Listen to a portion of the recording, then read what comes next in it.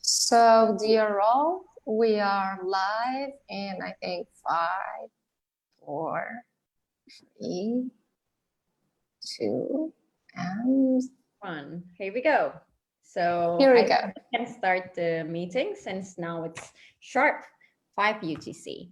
So I want to say hello to everyone again and welcome to today's webinar on Towards a New Phase in Shipping, hosted by YoungShip Turkey and ICS Turkey, together with ICS London, ICS Greece, Turk PNI, GAC, YoungShip Venezuela, and YoungShip France.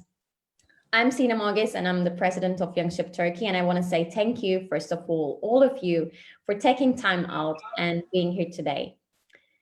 In today's webinar, as you might know, we'll be discussing various current and future trends of shipping, with focus on cruise, cargo, finance, insurance, ship agents, chartering, education, and technology.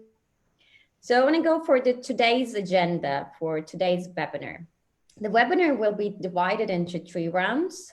During the first round, we will be asking to each of our speakers their opinion of the current crisis in shipping and the way forward.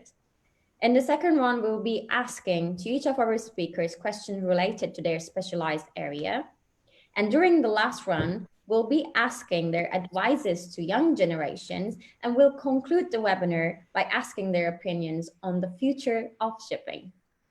As you might know, or as you might recognize, we'll be running a live Q&A at the end of the webinar. So we have enabled Ask a Question feature. It's on the right-hand side of your screen in the auditorium. So if you have any questions, you can just pop them in there, or even if you would like, you can write it in the chat, but it's better if you put it in the Q&A so that it doesn't get lost in the chat. And as we said before, if you miss anything, don't worry, we'll be recording the webinar right now on YoungShip Turkey Facebook page, as well as YoungShip France Instagram page, on YouTube, as well as on MV Radio. Well, I think we can start it. I mean, without further ado, I will now turn the time over to Mr. Bahadir Tonguc, who's representing ICS Turkey. And I want to say once again, many thanks to him for cooperating with YoungShip Turkey. And after his welcoming speech, we will continue by introducing today's presenters, today's speakers, and then we shall begin our webinar. Mr. Bahadir Tonguc, the stage is yours. Thank you. Thank you, dear Sinem. First of all, maybe if we mute the idle microphones, it will be more comfortable. Well, you'd remember the day we decided to make this joint event. We were certain on making a cool event, but frankly, I was unsure about the convenience of the speakers we had in mind. All our great names, and I'm glad that they could all make it here.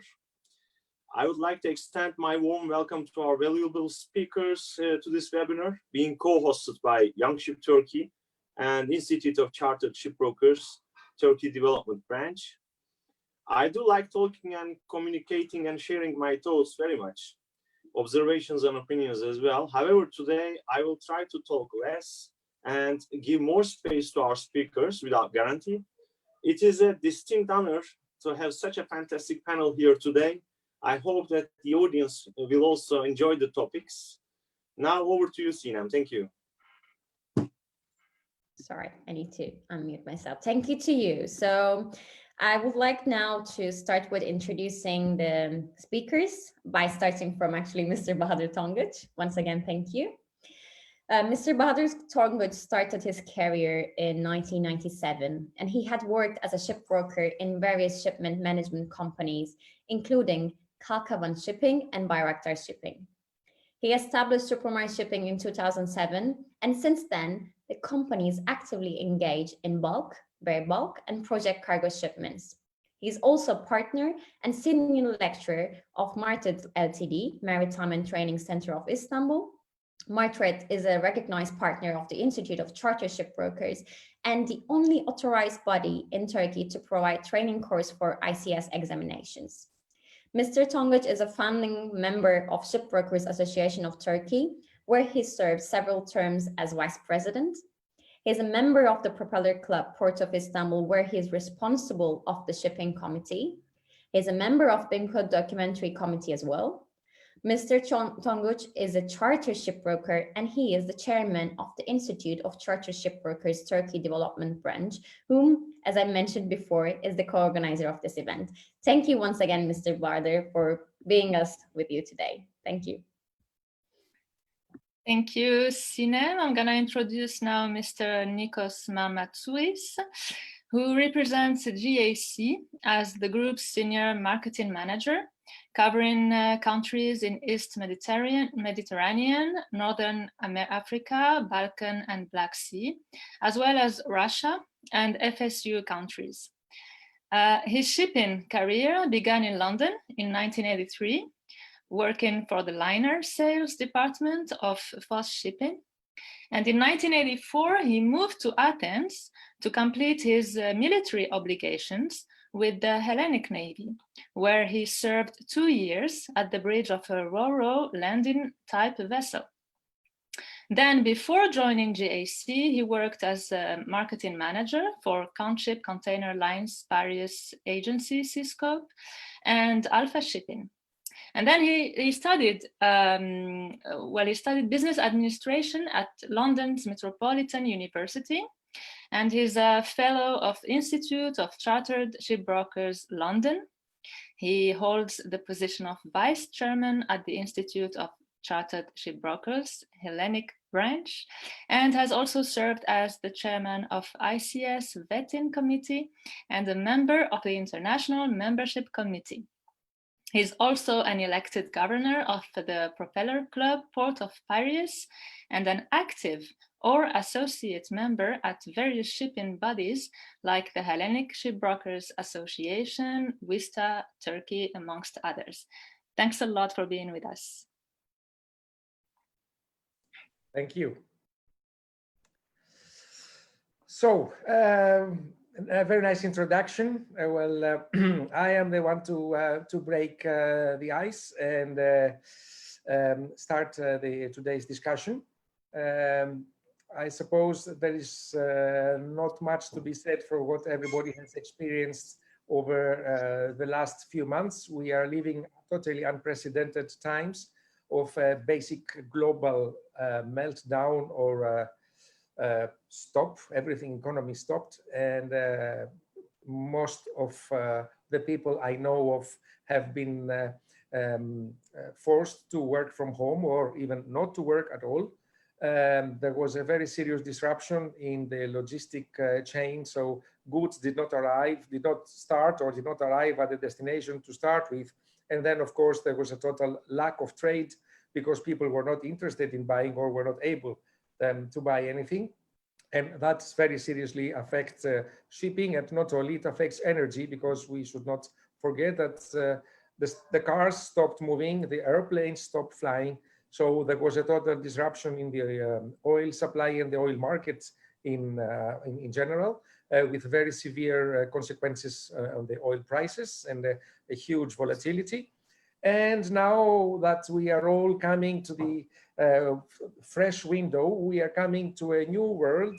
Everybody speaks about coming back to normality, but what I believe is that all we are heading towards a totally new normality. It will not be the normality we've had before, in the way we greet, in the way we eat, in the way we're standing by each other. Of course, habits are stronger than anything, but I do believe that all this made surge of new technologies to come forward and be accelerated, like the digitalization of the Zoom. I mean, the guy who created the platform we are watching the webinar today became a billionaire in just a few months, because he invented something that created the need of people to get together, and the multitude of people being able to join this platform, of course, gave him a lot of advantage comparing to other systems.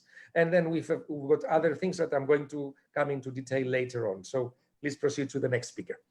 Okay. Thank you so much for your words, Mr. Nikos, and for breaking the ice.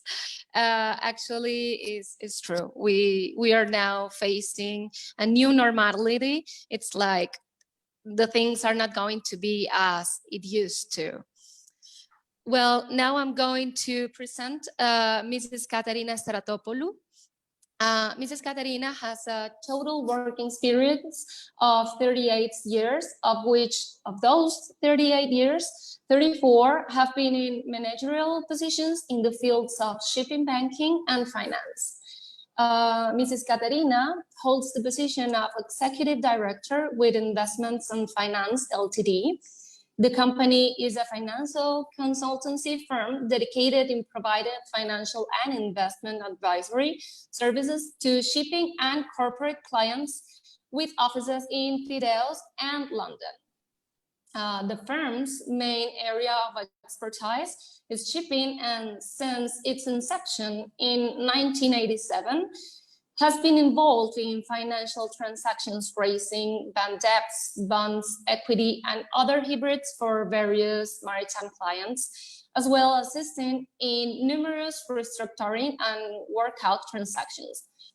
Mrs. Katerina started her career in shipping in 1985 as assistant of CFO for Athenian Sea Carriers, one of the traditional and prestigious Greek shipping groups, and continued into banking in 1992 as head of shipping finance for 2 Greek private banks. She was responsible also for setting up and developing their shipping loan portfolios. She was also credit committee member of these banks. Mrs. Katerina holds the position of governor of International Propeller Club, Port of Piraeus. She has also held the position of executive committee member of WISTA International between 2012 and 2018. She's an active member of WISTA Hellas, member of the Greek Shipping Bankers Association, advisory member of Blue Growth, advisory member of Young Executive Shipping Forum team, mentor to university graduates looking to develop their talents by pursuing a career in shipping. Welcome, Mrs. Katerina. It's a pleasure for us to have you today. Thank you very much, Maria. Thank you very much. It's a pleasure being here with you today. Thank you for the invitation. Following Nikos's very nice summary of what has happened and where we are today, I would like to add that it's not the first time that shipping encounters rough seas. We are facing a world economic crisis, of course, and shipping is the industry directly related to world trade and economic stability. So, however, the industry has quick reflexes in crisis management and always has. It's not the first time. It reacts to crisis as being faced by an opportunity instead of a threat all these years. And my experience since the mid-'80s and the crisis of the '80s, I have seen that over time. Of course, we are in a different world today. Now, I always say, as I am the money lady, that shipping is a capital intensive industry, but most importantly, it is a human capital intensive industry. And I believe, among other things, that this is the area that has been most affected during this crisis. The opportunity, however, that has come out of all of this is that we have all realized, even the most suspicious and I would say adamant against technologies, that we have all realized that technology was the basis that made this crisis different from the previous ones. Because of technology, we were able to connect, stay connected with each other, and continue our work remotely while staying safe and healthy. And this webinar today is one of those big examples that we are now connected with Venezuela, France, Turkey, Greece, all around the world. And this is something that this crisis has brought forward. We would not be able to think of it as this being our new normal. So with this technology, it has been business as usual, only in a very different way, in a very different location. Now, we have also all realized that developing transferable skills and embracing lifelong learning is essential in a fast-changing business environment. Now, I am also a shipping finance lecturer in ICS Greek branch, and I meet up with a lot of young professionals. and I'm privileged to have done so and meet all of these people over these years. But preparing this young generation to cope with crisis and not just teach them the mechanics of the industry is, for me, what we need and what is the way forward. Being resilient in a crisis demands a set of skills that people who have been in the industry for 40 plus years are well aware. However, the 40-year-old young professionals today, mid-30s to mid-40s, this young generation that has been in this industry for about 20 years or less than that, has only been sailing in calm seas. So I believe that the way forward is to start embracing and teaching and mentoring and bringing forward and infusing our new generation with skills to cope crisis. The mechanics of an industry, we all learn, but coping with crisis requires certain skills that we are all developing. We did a crash course during these few months, everybody. And I think this is what we need to build on. And of course, we can discuss this a little later as well. Thank you. Thank you. Maria, you're on mute. Okay, thank you so much, Mrs. Katerina. Thank you for also being part of the group of people that also support young professionals. It's very important to make sure that the next generations will be well studied and guided by people like you that have so many experience. Thank you so much. Thank you. It's really a pleasure for us. Pleasure for that. We need to prepare you well. That is our task. If to, our to guys bring forward the baton. I'm sure we're gonna be well prepared. Well, I want to continue by introducing Jeffrey Blum. Thank you, Jeffrey, for being with us today as well. Jeffrey has been in shipping since 1973, the fourth generation of a shipping family, member of Belting Exchange since 1976, worked for owners, operators, charterers, and brokers, including Gasoil Features and UN Peacekeeping Forces Logistics for years. He founded his own company, Interlink International Trading UK Ltd, in 1994 to handle shipbroking and maritime commercial claims. He has lectures for Institute of Charter Shipbrokers and colleges, universities globally since 1984, including as visiting professor at World Maritime University and Shanghai Maritime University since 2007. He founded his private college, Maritime Education and Training Ltd, in 2002 to provide bespoke training, and also, until recently, weekly evening classes in central London for students preparing for 8 core exams of Institute of Charter Shipbrokers. He has served on several global committees of Institute memberships, controlling council education officers, and on London and Southeast branch since 1983, of which he was a chairman between 2005 and 2007, and vice chairman again between the years 2015 and 2017, and education officer 2000 to date. He is also expert witnesses since 1983 for court and arbitration cases, and he's an arbitrator since 1994. And welcome, Jeffrey, once again. It's a pleasure for us to have you here. Thank you. Thank you very much, Sinem. It is my great pleasure and frankly honor to be part of this group. I'm delighted that I was invited by you and by my good friend Bahadir, whom I had the pleasure of seeing in Istanbul last August. And I have, as you've just been explaining to everybody else so kindly, I've been very much involved with the Institute for a heck of a long time. I became a fellow by examination in '79, and I've been very much involved with Institute matters since, as you said, 1983. And the Institute, frankly, runs through my veins. I'm very passionate about the professionalism of our Institute, and frankly of people who are in our industry. I would suggest that first of all, I echo absolutely what Nico has said and also what Katerina has said. certainly, and obviously Bahadir's introduction. But apart from repeating what they have said, or at least echoing it, I would suggest that there are several words that we need to consider during these next roughly 2 hours of chat amongst ourselves. But first of all, the word professionalism. We need to train youngsters, which I've been doing for rather a long time, in being professionals.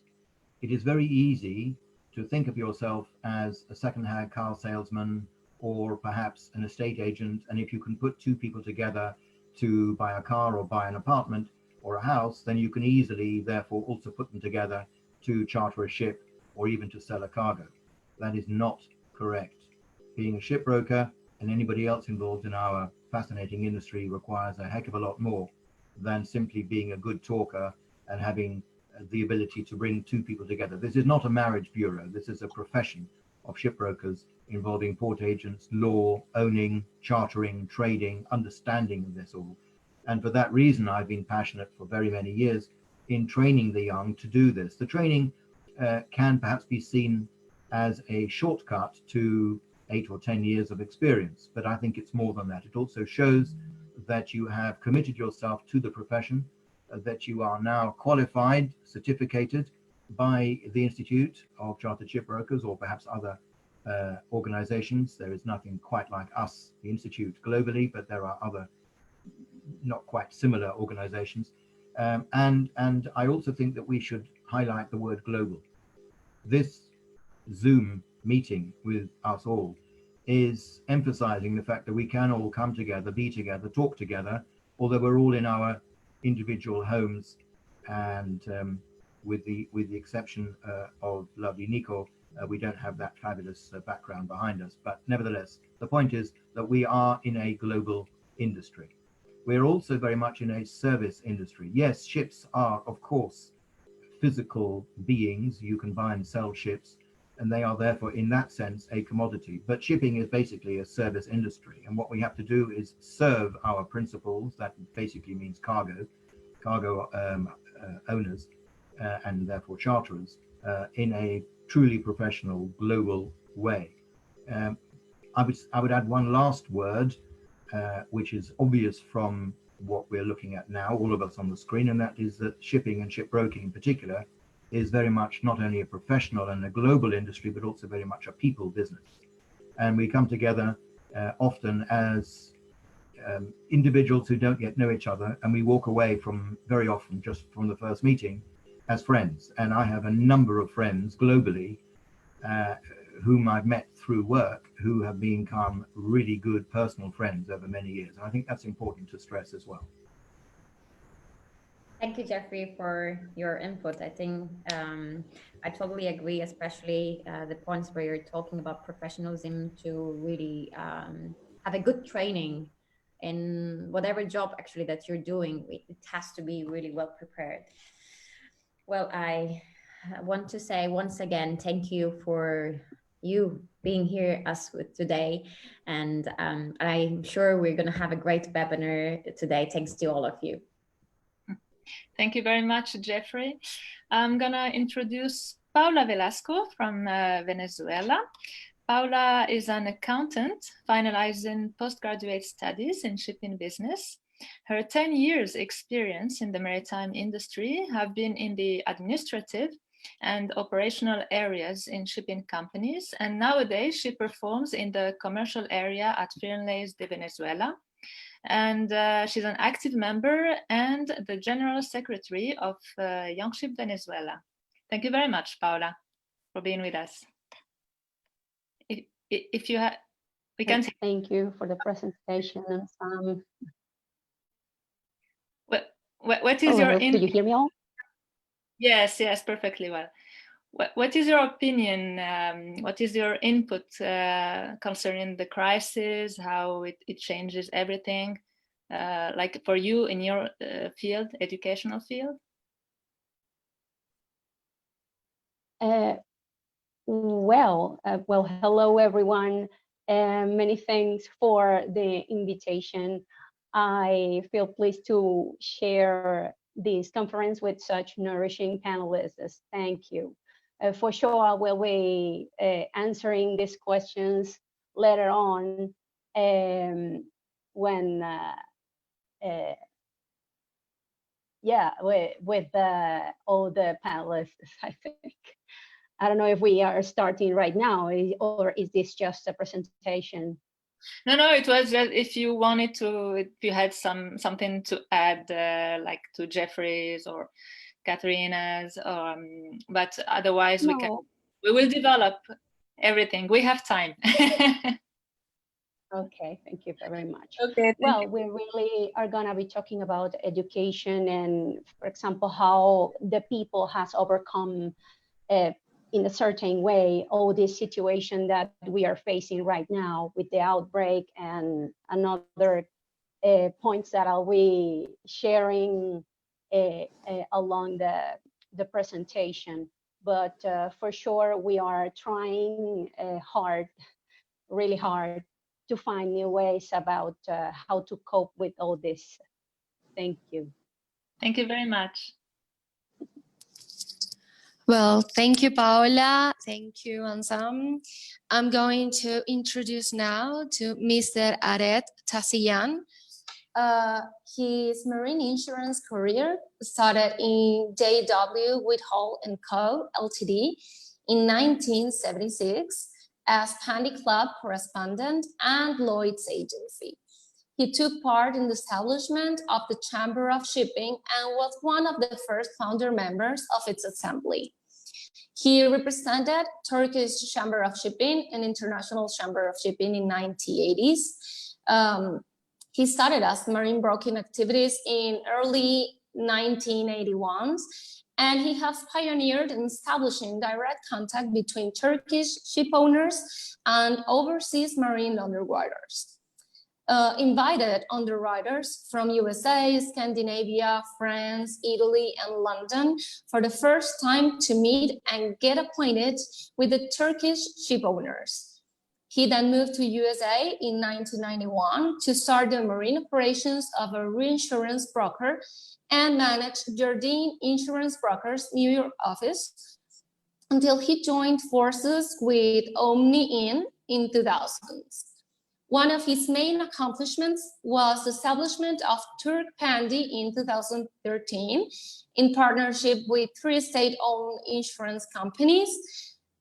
Turk Pandy is the only Turkish insurance company who has write Pandy risks for up to USD 1 billion liability limit and is one of its uniquest examples around the world. Welcome, Mr. Aret. A pleasure to have you today.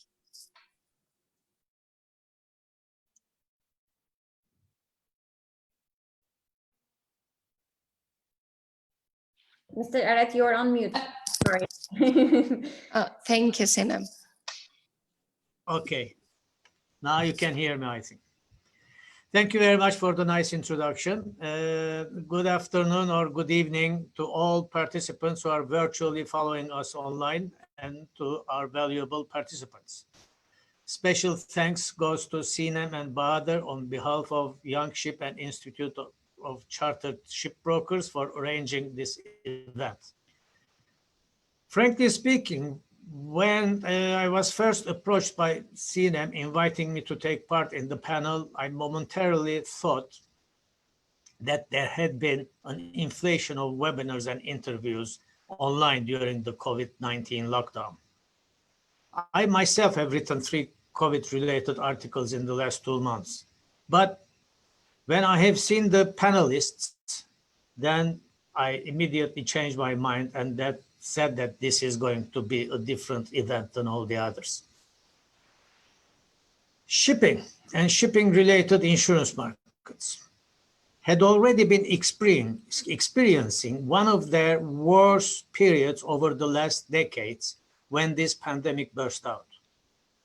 Freight markets in general, particularly bulk carriers, were crawling with rates below running costs and OPEXs, and insurance premium were at record high level due to limited underwriting capacity in London. I will leave to comment on where shipping was before the pandemic and where it is now and what's being expected for the freight market to the expert members of the panel, and will try to concentrate on how marine insurance markets were affected. We are mainly talking about a Holland machinery insurance market that have been losing money over the last 19 years in a row. This has forced over 20 insurance companies and syndicates to close their doors to Holland machinery in London market. This was the situation before the pandemic or COVID-19 penetrated our life. Then, all of a sudden, we have been introduced to COVID-19 and understood how incapable we were in fighting against the virus. The same precautions that the world had taken during the Spanish flu 100 years ago were being applied in 21st century. Wash hands, cover your face, social distancing. Could not do anything else than that. The whole world was so helpless. Lloyd's of London closed its doors for the first time in its 370 years history. This world had 2 world wars. We had Spanish flu. We had other pandemics. Lloyd's did not close even for 1 day. Now, for the first time, its doors are still closed.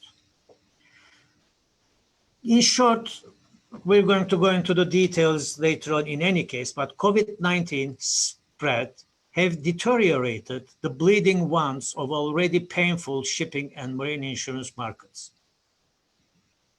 So far, let me give the word to the other participants. Thank you. Thank you, Mr. Aret, for your input. We just want to tell to our attendees that Mr. Aret needs to leave a little bit early. So during the webinar, if you have any questions for him, you can start to write in the Q&A. So before he leaves, we are going to take your questions addressed to Mr. Aret. Okay, thank you. So, it's now the time to introduce Jean-Francois Suhas. Jean graduated from French Maritime Academy and is elected president of the Marseille Province Cruise Club on March the 9th of 2015. During his career, he travels all around the world on board Paquet and Club Mediterranean cruise ships. And in 1999, he joins Marseille Post-Plot Station, of which he is General Secretary from 2011 to 2015. He is elected at Marseille Province Chamber of Commerce, and he contributes to the promotion of Marseille Port Authority's operations. He aims at creating a beacon of excellence made in Marseille, thanks to the great development of maritime and river cruises, with shipbuildings, operations, and ship repair of the world's largest cruise ships. Mr. Suhas is one of the local experts on the blue economy and the energy transition matter, especially in the maritime sector. He's strongly engaged and participates to all of the projects and meetings regarding the strategic issues to ensure Marseille province competitiveness, and the port is still on the company's routes in the next decades, no matter what is their source of energy.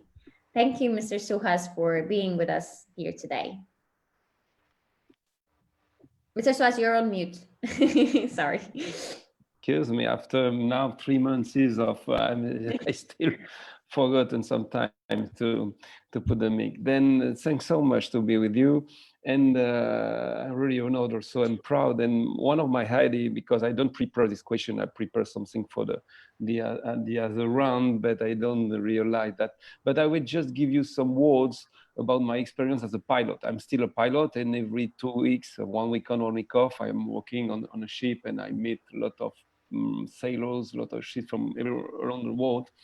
And there is 2 points I want to share with them, because we are discussing with young people, and Katerina, Aret, there's some we are not so still young, but not so young, and I need to give some hopes, because it's very important to have always new generation involved in our industry, because it's a lovely industry.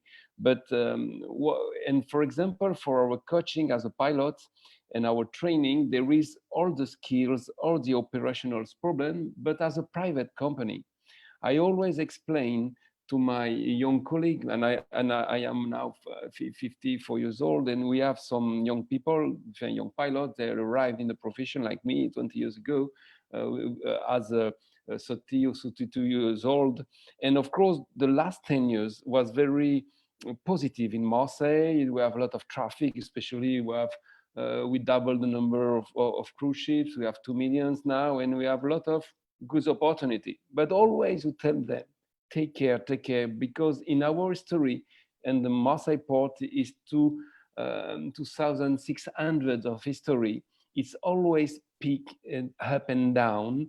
And of course, this down, it's incredible. As Aret said, it's a big down for sure. Nobody can say that it's something just a little things, but for sure. And we see already in the last weeks, for example, for the Marseille traffic, we have, it seems that we have the bottom, not for the cruise ship, of course, they are still at zero, but the other part of the traffic then is already increasing and becoming a little more normal.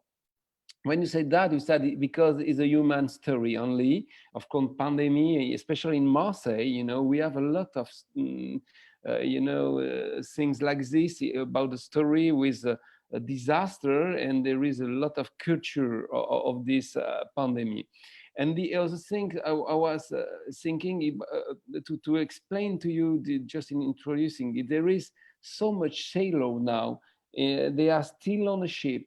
They have, some of them, they have no more salary. Some of them, they have very bad conditions. And our industry has to realize that it's a human industry. As Katerina said before, we have this human capital is the most important. And what we do this evening to share our experience, of course, you are entering this this industry, and we have the speakers are leaving this industry, but we are still this chain and this connection between the sea, and it's incredible in our industry. There is so much opportunities to have great job, even if you don't go at sea.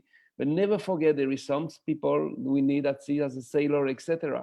This is the chain, and of course, in this case, when something with a very big storm, we know that even if the weather will be better in the next week, there is still some people about now still in the storm. Then we have to think about all these people and to make something when we can in the port, in our company, etc., etc. It was the 2 points what I said, because we have still hope, and I'm sure that in the next months it will be better, even for the cruise industry, because it's the most impacted now, by this pandemic. Thank you so much.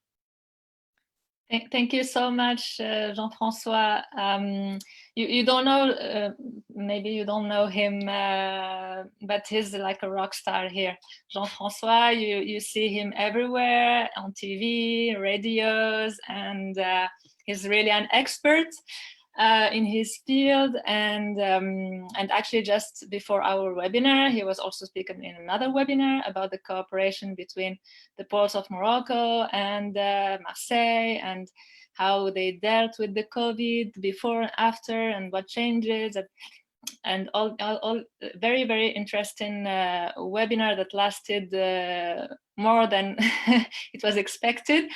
So I'm very happy that you could join us tonight. So thank you very much. Now I'm going to introduce our fantastic Sinem. Sinem obtained her LLB at Yazar University, Izmir in Turkey in 2013, where she triumphed as third ranked.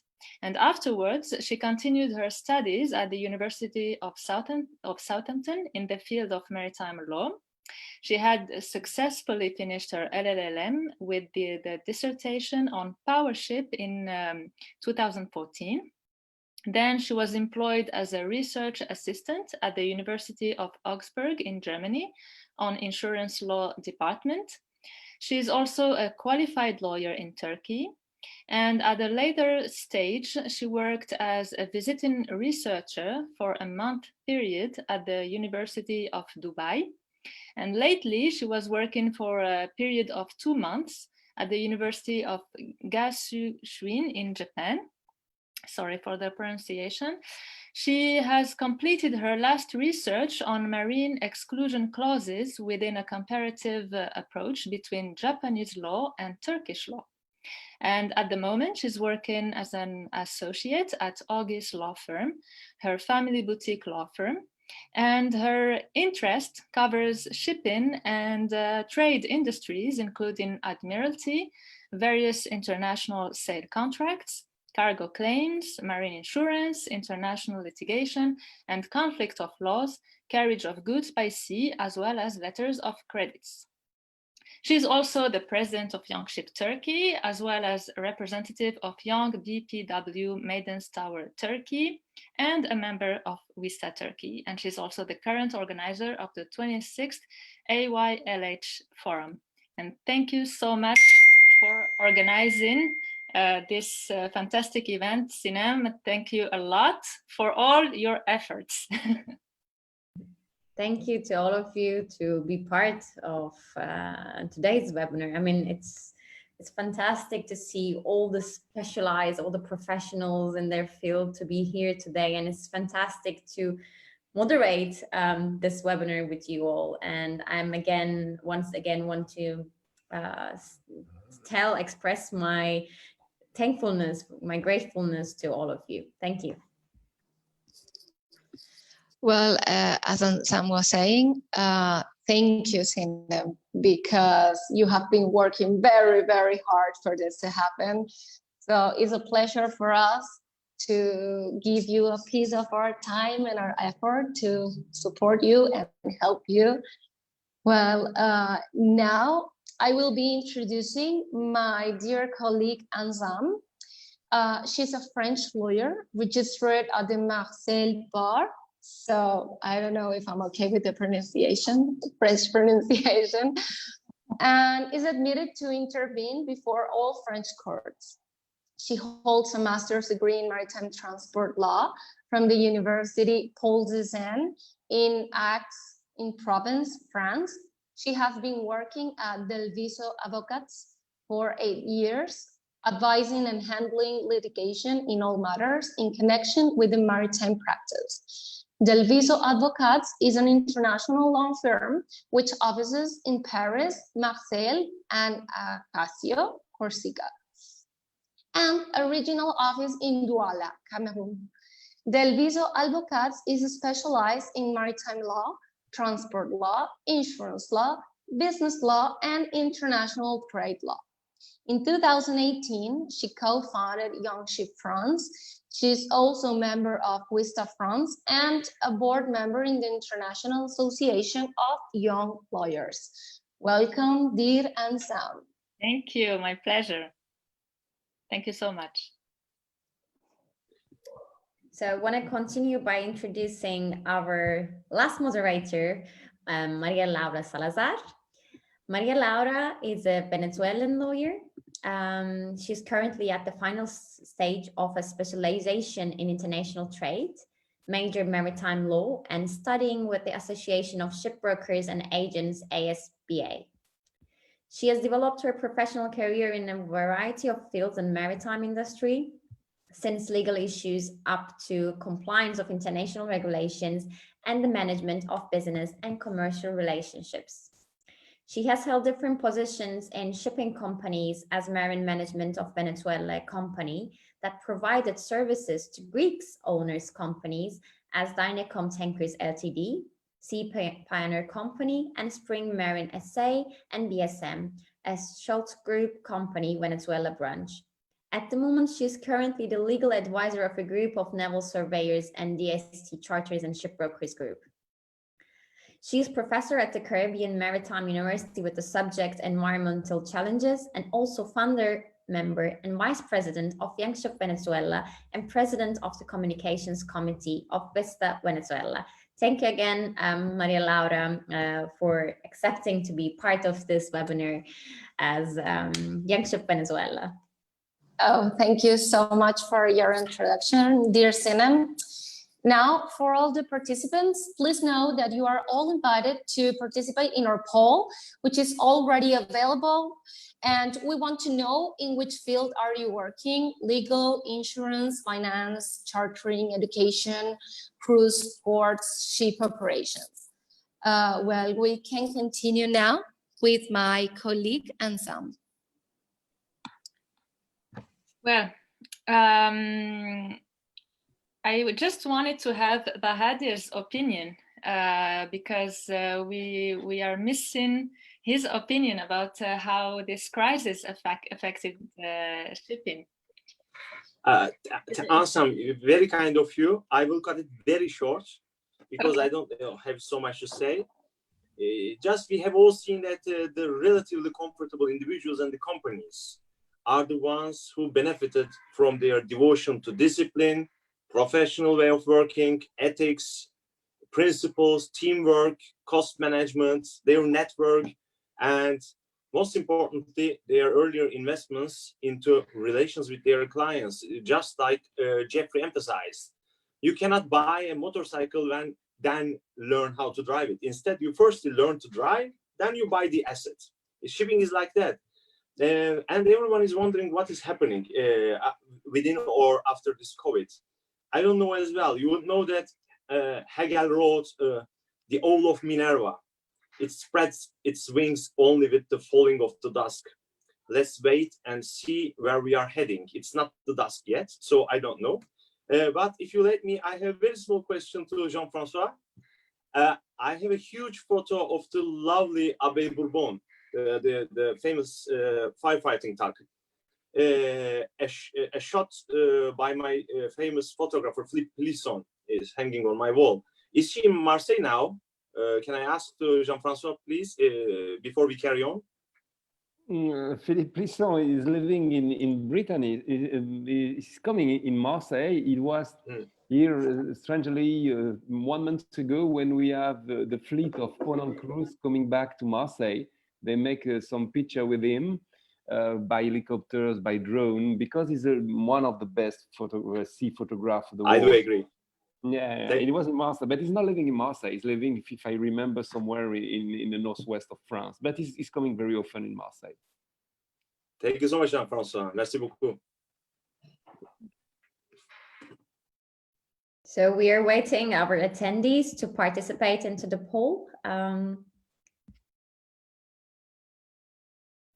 How many minutes they have in general, Maria? You're on mute. How many? We can maybe start a little bit the second round and come back. Yeah, I think so. So I will now start with the second round, asking all our speakers questions in their field, and I would like to start with Mr. Bahadir. Mr. Bahadir, could you please share your foresights and expectations about new normals in chartering and shipbroking? Thank you. As much as I can. Thank you, Sinem. Well, I believe that we have to turn information into knowledge and knowledge into intelligence quickly and effectively. I will try to express my opinions in several topics, including telecommuting, merit-based systems, and new tools of chartering, as simple as possible. Thanks to the lockdown, we were forced to test telecommuting earlier than planned in such a coordinated and simultaneous fashion. We could have not simulated it globally without an external force like an epidemic. You would all agree that shipbrokers can simply perform their duties remotely. And this should never mean that I'm supporting individual supply in shipbroking. I have always supported organizational structures and intrapreneurship. While working remotely, at least you save the commuting time. It may save you a lot of time if you are living and working in a crowded city like Istanbul. In the contrary, the concerns are real. It is an inevitable fact that distractions and interruptions can compromise employees' performance, and how we will establish minimum requirements of a proper working environment. I will not go to the very known details. The question is, do you live in a big city to work here, or work in a big city to live here? If you ask me, I like living and working in a big city because usually there is the absence of comfortable infrastructure and recreational facilities in smaller towns. But the people who got stuck in the big and expensive cities only because of their jobs will most likely choose to migrate from urban areas to suburbs or rural areas. We may observe an escalated suburbanization or even de-urbanization in the near future. And migration from the city would cause a demographic shift, hence a social change, maybe. This is something serious, perhaps beneficial, but serious. Some downsides of remote working can be, of course, bring the cybersecurity risks. However, you can get over with such risks with conscious behaviors. After all, you know that the computers are not toys. A bigger concern could be that the remotely working juniors may be unable to benefit longer interaction with their seniors, and this would cause poor transfer of experience. This is bad if the senior is an educated and competent one, but this is good if the senior is an overrated person. I will come back to this issue later on if you'll have time. Eventually, employers and team leaders should aim to promote the real role of ethical behavior and should minimize surveillance, the monitoring of the employees. On the other side, since last few years, with the further implementation of technology into our profession, we have been working through the inevitable paradigm shift in chartering and merit-based systems. Shipping is a derived demand, where service supplier selection is crucial. We have been observing that the human-based systems are shifting to hybrid systems, where humans are working with algorithms. Because cognitive bias is unavoidable without a computer algorithm, the risk of subjective decisions and biased human evaluations can only be managed by multi-criteria decision-making. This is based on sub-clustering. This is the technical part, but ship owners and charters should choose their brokers according to their relative abilities, knowledge, and skills. This is the safe and healthy way. Ship owners and charters should also choose each other while mitigating bias in human decision-making, again by algorithmic techniques. Very much interconnected with establishment of merit-based systems, electronic chartering platforms and virtual chartering markets may gain confidence and acknowledgement in the future. The algorithms where such platforms are based, they are worthless without qualified data inside of them. This means they have to have more ship positions, more serious cargoes, and so forth. And coming to shipbrokers, the human being, if you ask me, a shipbroker have two major functions, social and technical. The artificial intelligence-based chartering platforms today can partly imitate a shipbroker's social function, which is connecting the ship owner and the charter to each other. However, same artificial intelligence is unable to provide technical interpretation to extra-sectoral clients, neither helping negotiations, not solving problems. Imitating the social function and working faster than human is a small part of the implementation. Computers have to learn everything from us, from humans first. Then they can explain things back to humans or even intervene in interpersonal relations. At last but not least, I really strongly believe that measuring and recording the customer satisfaction metrics are essential.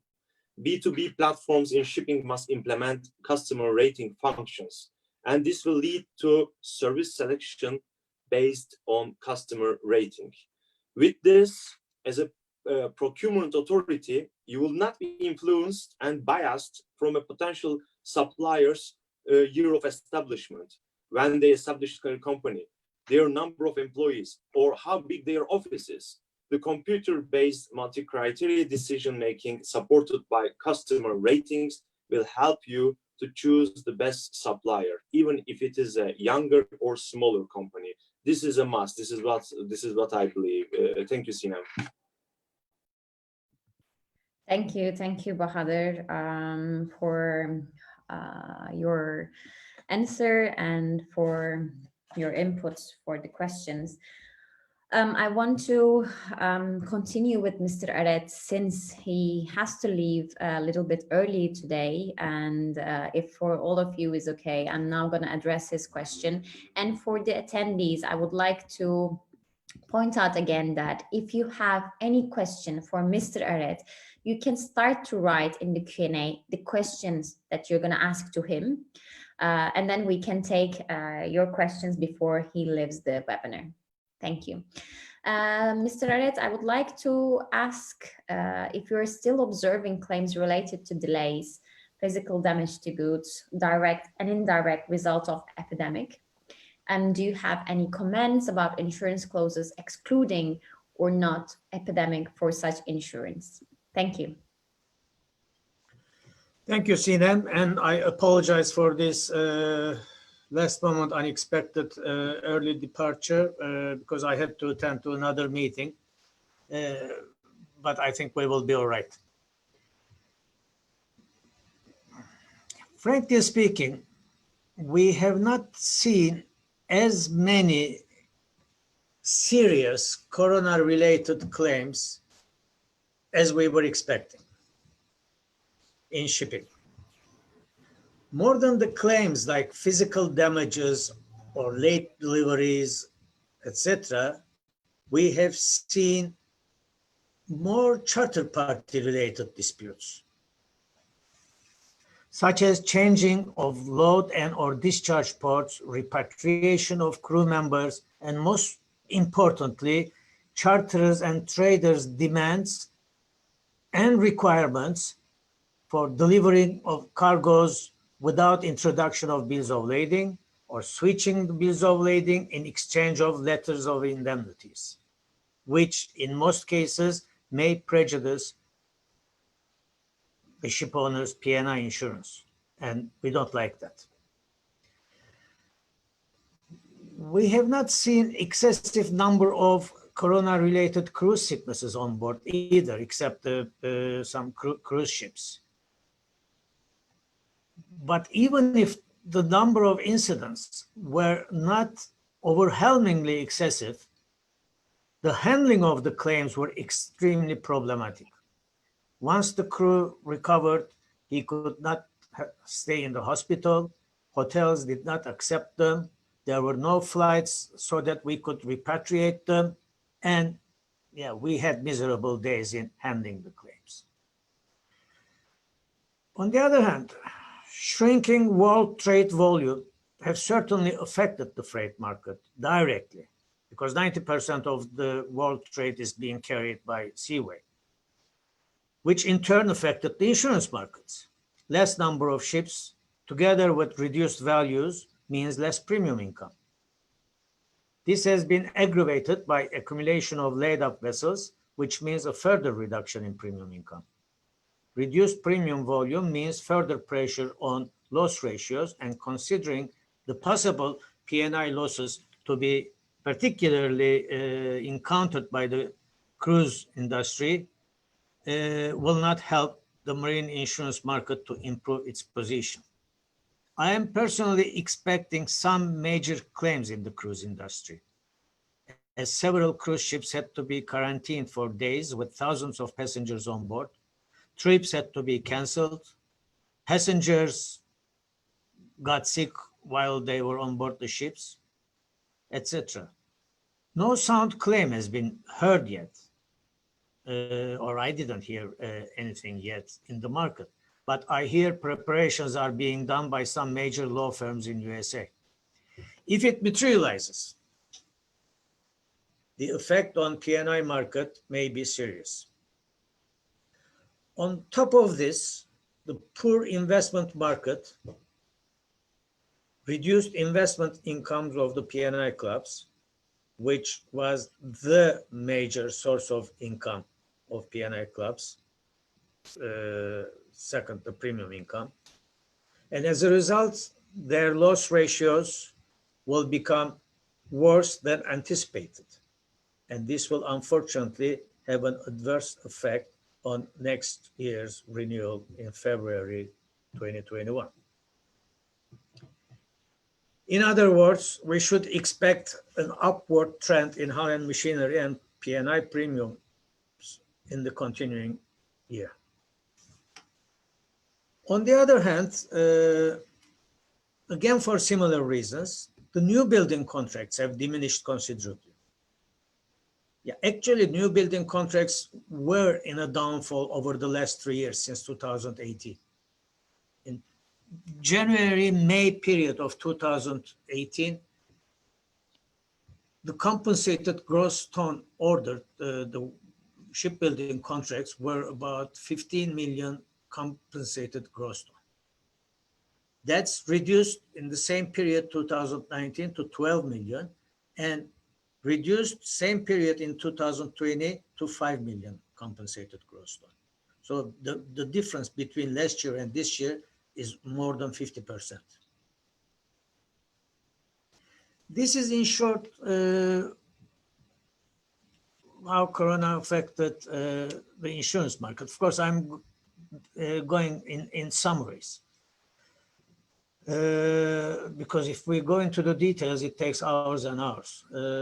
You also touched upon the clauses. Now, we have not seen too many major changes in insurance clauses, but there are two main ones which have started to be used widespread, particularly in marine liability sectors like ports and terminals and ship repairers liabilities, etc. These are LM 5391 and LM 5395, I think. Let me make sure. Yes, 5395.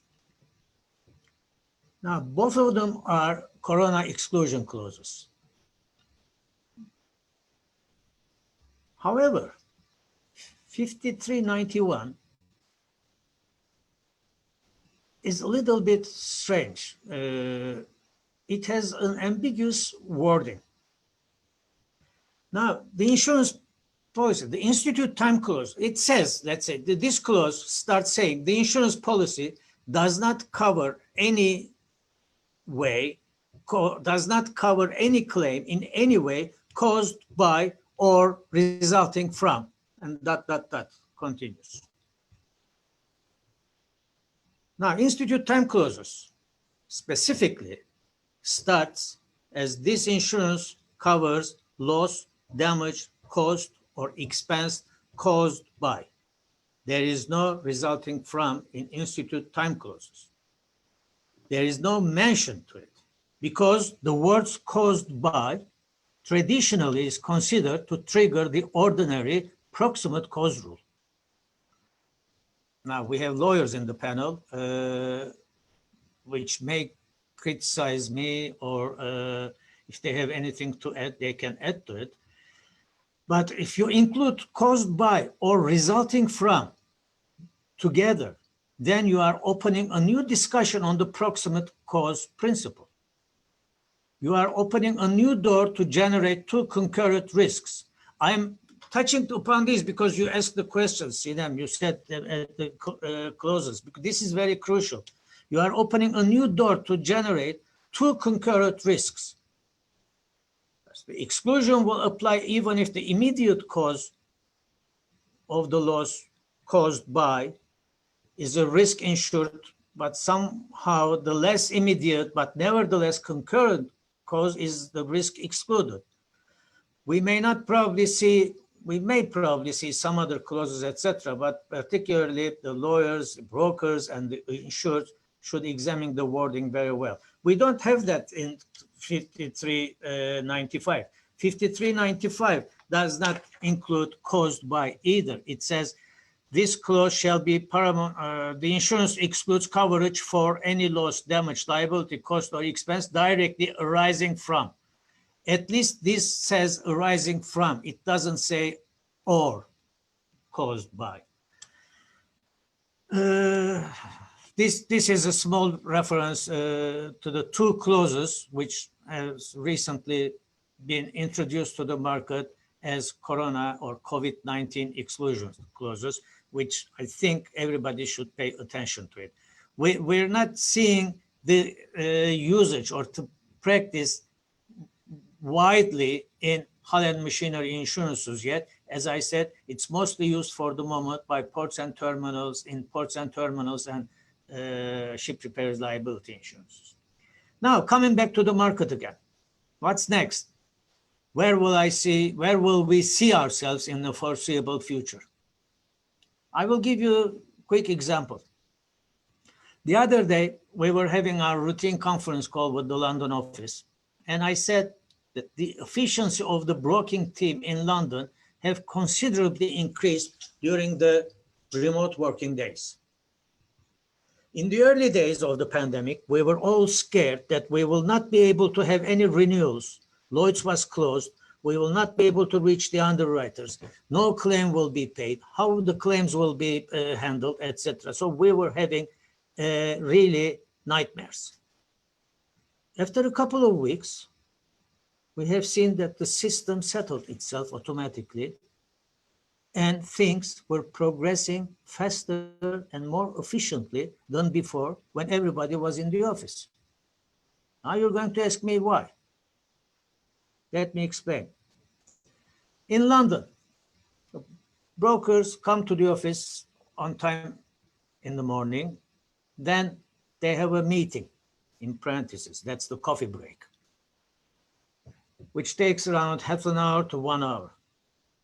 Then on certain days of the week, we have brokers meetings, which evaluates the market conditions, who resigned from which company stops underwriting, who is laid off, etc. In other words, it's a market gossip meeting. So it takes you to 10:30 to 11 o'clock. Then the brokers go to Lloyd's for routine placement and come back to lunch. If it's a business lunch, 3 hours. If it's a normal lunch, about 1.5 to 2 hours.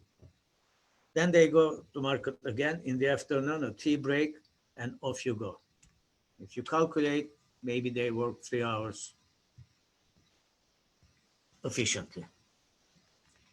Now,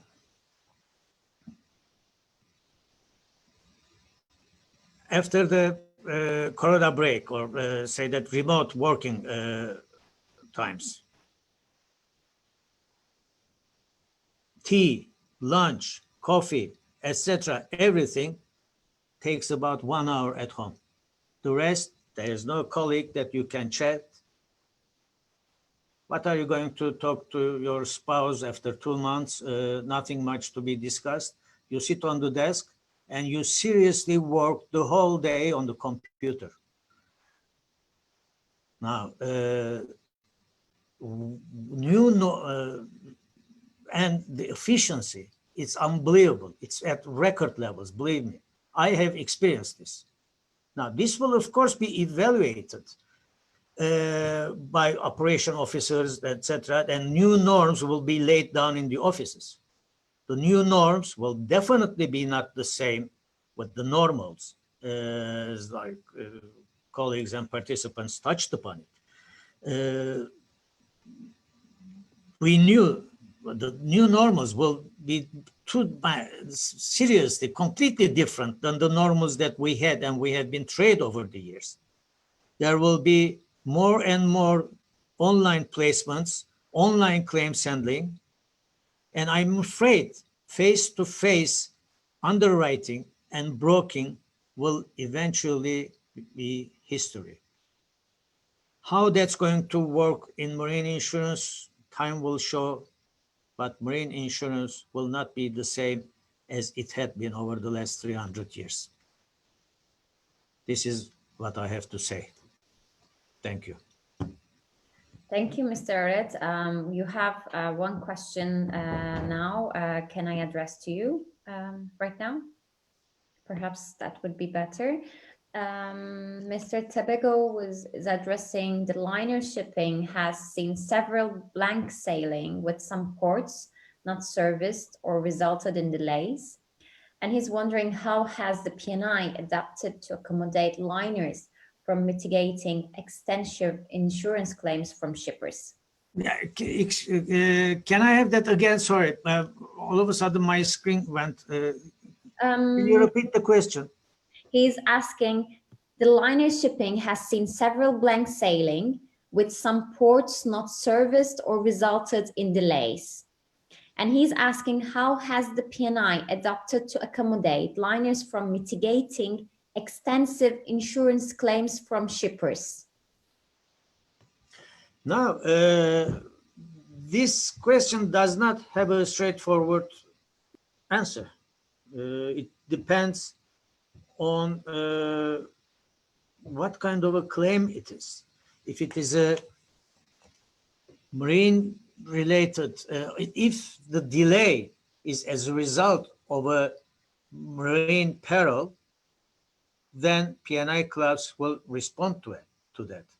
But insurance does not cover commercial or delays as a result of commercial reasons. That's a commercial risk.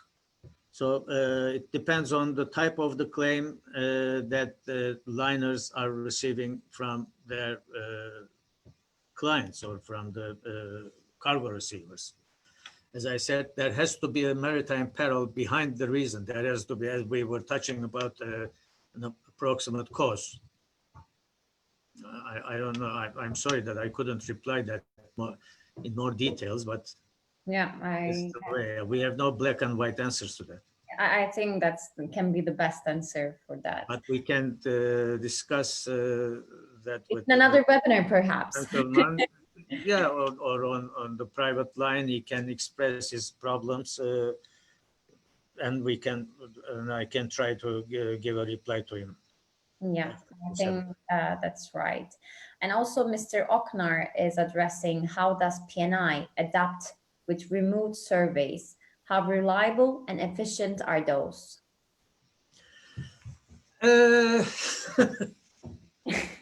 It's not only the P&I club's problem, it's the hull and machinery underwriters' problem also. For a period of time, we couldn't send surveyors on board the ships.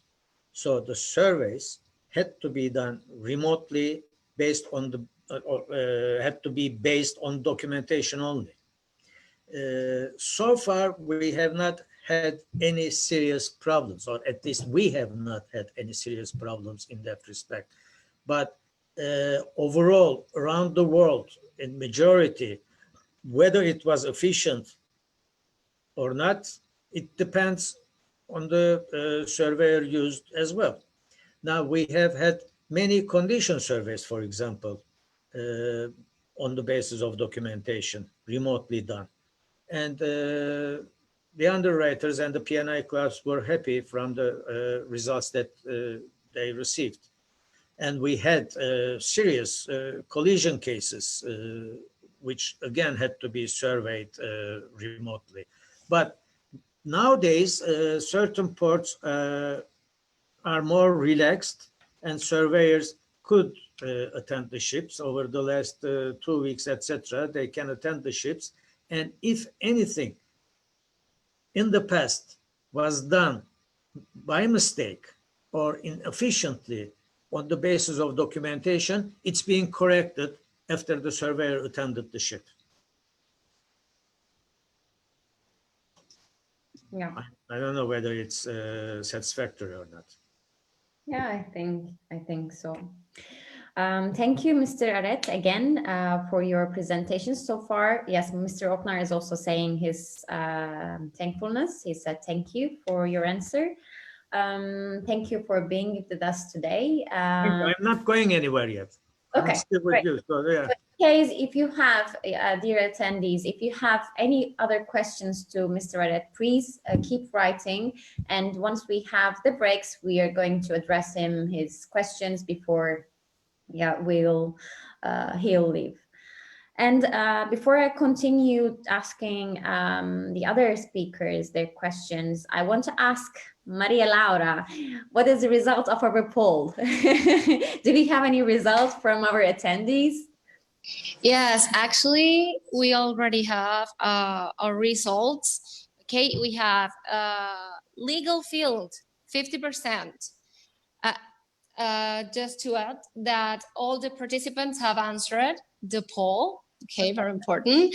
Insurance, 20%, finance, 5%, chartering, 27%, education, 12%, cruise industry, 2%, ports, 8%, ship operations, 29%, and other 18%.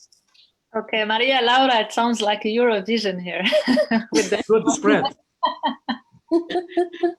You did it very well. You could do that. Except that nobody has nul point. Yeah. Well, thank you. Again, thank you to our attendees for being with us. I think the highest sector you said is the legal field.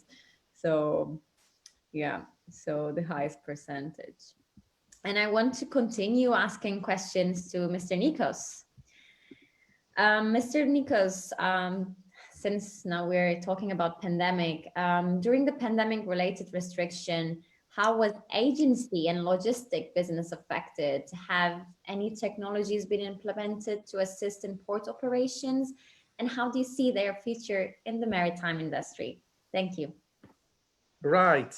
Well, in fact, port agency, port operations going mostly with vessel movements and the crew movements, and that has been very severely disrupted. As we speak, there must be at least 500,000 seamen who are stranded in various parts of the world on board vessels or at home, not being able to go to work, or those who are at work have stayed 3-4 months already, more than their time. They're getting mentally affected, getting crazy, to go back to their families. And it's not possible because most of the ports of the world, most of the governments, because the ports allow, but the government does not allow the flights or the immigration. So we have, this lockdown has created a serious disruption on the crew movements. I'm starting with the human element because that is the most important. To keep the propeller running, you have crew on board, and this crew, they are signing the contract, and according to the contract terms, within 3 to 6 months on average, they have to go home, and the replacement has to go on board, and that is not happening. Now, as we speak, there are a few locations like the US, Singapore, to some extent, India and Indonesia for only their own crews, Gibraltar, UK, and generally Northern Europe allowing any nationalities, but there is no flights. So even if you take out the Filipino crew, there is no flights to Philippines from Gibraltar, for example, which is feasible to take people out. Or in Greece, it's not allowed to have anybody coming out of the vessel. So that is the most serious disruption. And as we as shipping agents, we have been faced with a situation that we cannot serve our clients. And of course, that translates into significant loss of business. To a much greater extent, logistics business, because we also represent various shipping lines. The shipping lines have much reduced their itineraries. They are coming, the vessels are coming mostly empty, and that is very much accelerated or augmented, not coming empty, to have an expensive new building vessel with many thousands units. As you know, all the carriers are going bigger and bigger and bigger, and we have ended up with current capacities of 18 to 22,000 TEUs being the norm of the mega lines. And of course, you cannot fill up all these containers because there is no trade. So China has particularly been affected because there is no imports. You probably know that approximately 42% of the world trade comes from or goes to China in total volumes, and very much more of that in container business. So as liner agents, we have suffered quite a lot. And we have suffered also severely on the cruise industry, which has totally had a sudden death, if I can use the expression, because there is nobody going on board. And today's news in Trade Winds, if anybody read, says that Carnival Cruises is selling their vessels that they didn't have intention to sell, but they cannot pay the debts. And they had so far losses of $4.2 billion. This time last year, they had profits of 4.8. Now they have a loss of 4.2. How long can you sustain an industry which is closed? We heard that Hertz, you know, Hertz is the biggest company in car rentals. They are Chapter 11 in the Americas. About 40,000 people without work. And that, talking about the human element, all this disruption brings, like the butterfly effect or the chaos theory. Something happens and that is causing a chain reaction. And from one side of the world, the other side of the world is affected. And I have shown this video in a presentation of mine when I spoke in a grain conference in Odessa a couple of years ago. So I will try to share my screen. We did not plan for this, but let's see if it works. Host disabled participant screen sharing. Okay, so that I cannot share that. I have a very small video of a few seconds only. If you could Maria needs to enable your sharing screen option. Yeah, I just want to show. It's done now. Okay, you can do it. Nikos, try it. And I will show my funny video, which is actually, this is a funny video, but what is happening to the world is not funny at all. Yeah. Share. Yes. And play. Yeah, now we're seeing your screen. Did you see all the screen or part of the screen? What's this? Hold the screen. We are seeing. Yeah, the complete video.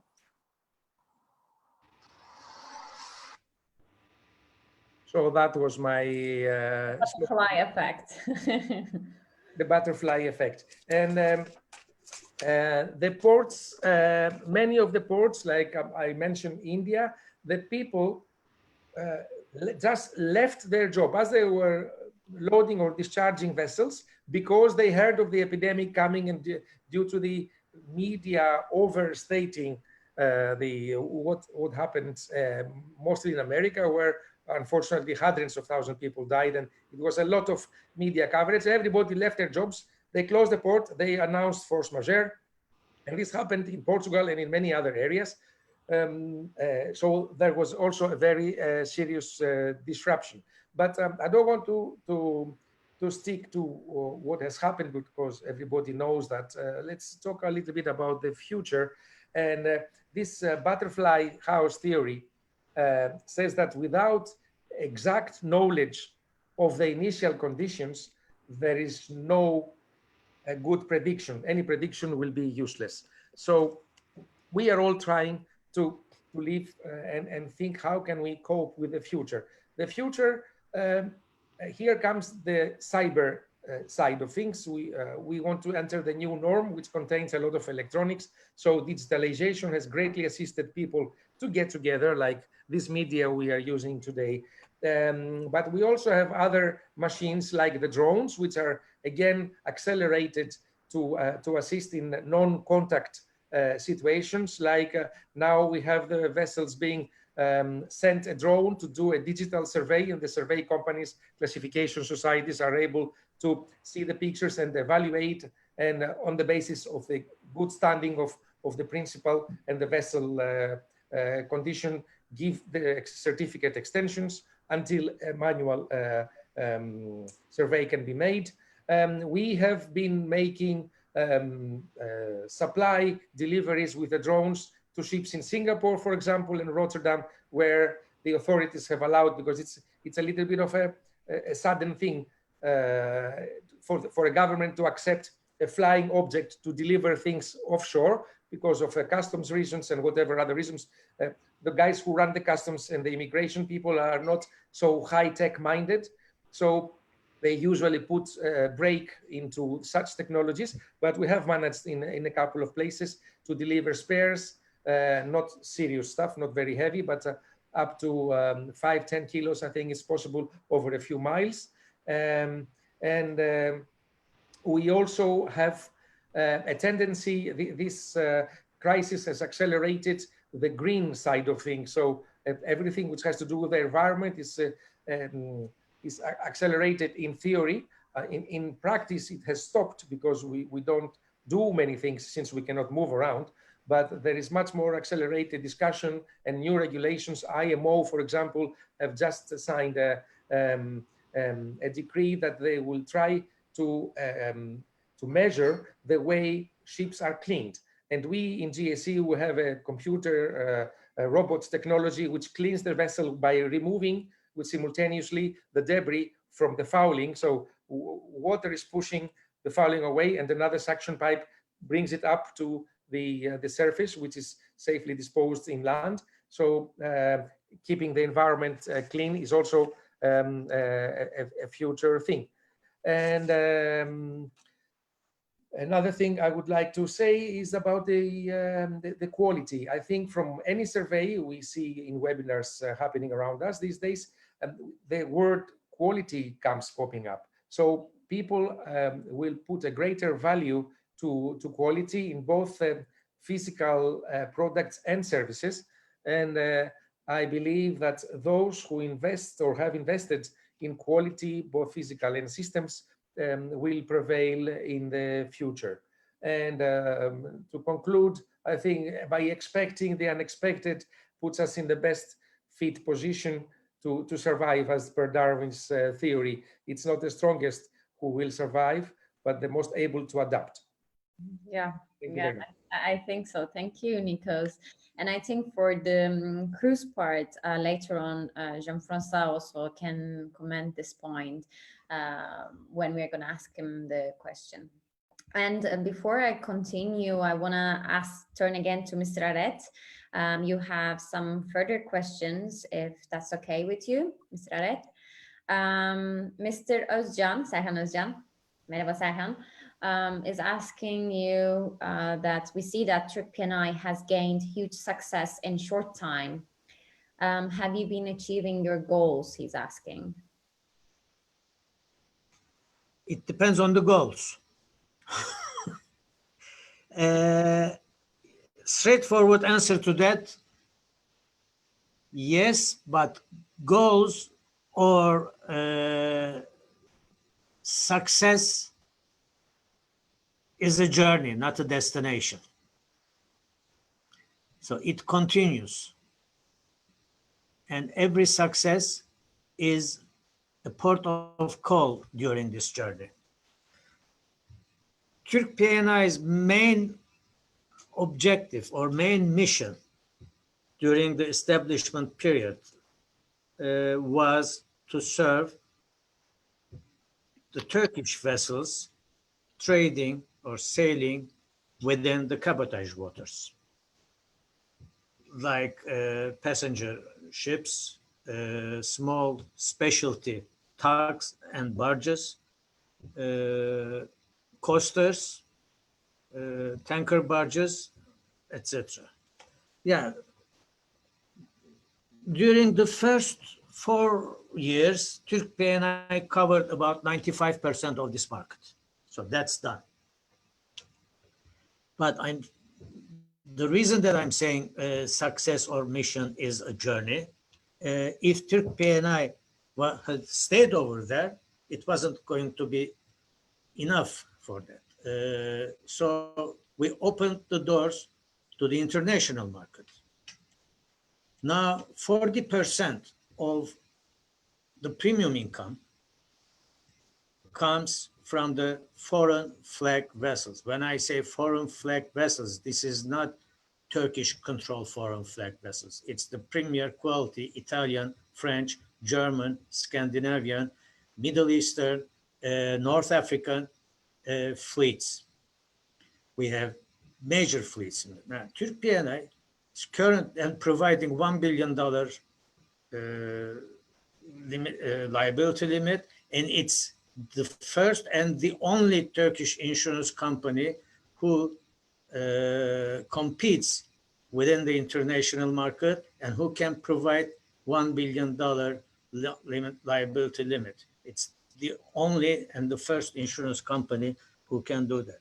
Now we're and it's still, we are in the 7th year. I may it's not maybe correct that I should disclose this, but it's official now that we are also rated by Finch. And we are in the 7th year of our operation. Now, 7 years for an insurance company is not enough, or is nothing, because we're competing with 100 years of operation. But if the mission is accomplished, I can say partly yes, but we still have further missions to be accomplished. Sorry, it became a little bit of a commercial, but that was the question. What can I do? Yeah, thank you. Thank you. Thank you very much.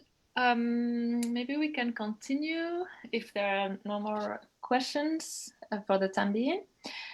Miss Katerina, could you please let us know the current state of the finance market, and especially is liquidity available from banks and alternative sources to fund vessel purchases? And also from your point of view and from your own experience, is it now the best time to purchase or sell a vessel?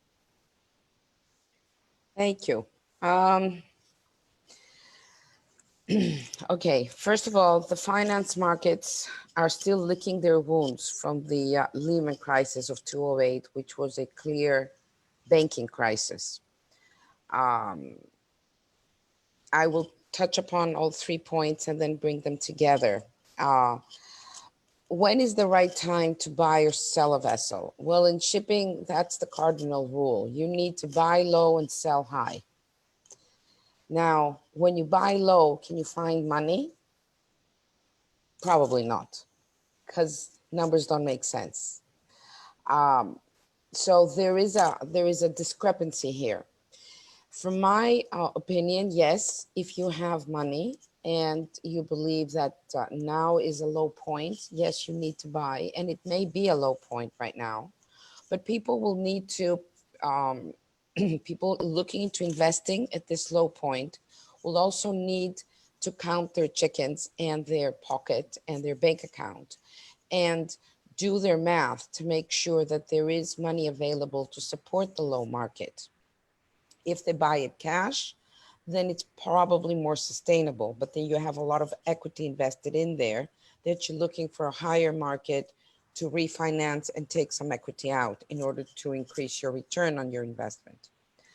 Cash is king, and that is something that needs to be remembered. Now, is it time to sell a vessel? Obviously not if you're in a low market, but there is a lot of forced sales right now. If like, I think one of my co-panelists said, a lot of cruise vessels are about to be sold. And I have been informed that a lot of cruise vessels are now on their way to being scrapped, not even sold in the second market. So it depends on what position each investor or company finds itself in. Now, the current state of the finance market, as I said, it's already trying to get off the ground. Banks have been hit badly from Lehman, and the losses from that point, they are still trying to recover. What are they trying to recover? The rules and regulations for finance have become more strict on the banking institutions, and therefore alternative financiers like funds have stepped in. This has made finance for shipping being very selective on the part of the banks that are there to finance. And that plays a role in at what point in the cycle do they come in and finance.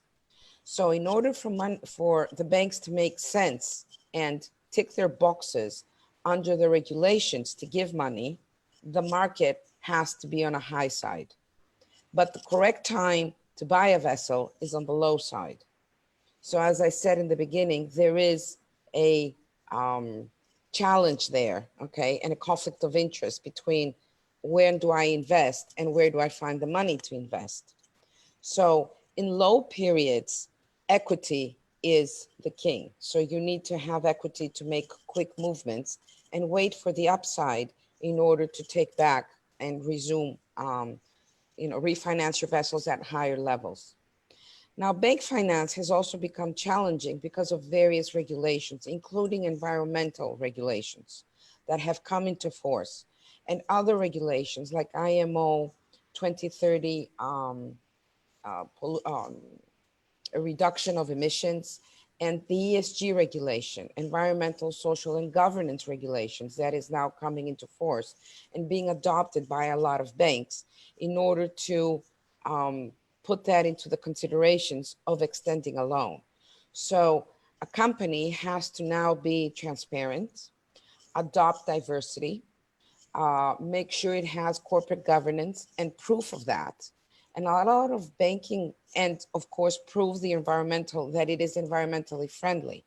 So financing is becoming challenging, not only from the restrained liquidity on the banking market, but also on the regulations being enforced, forcing the industry to change its habits.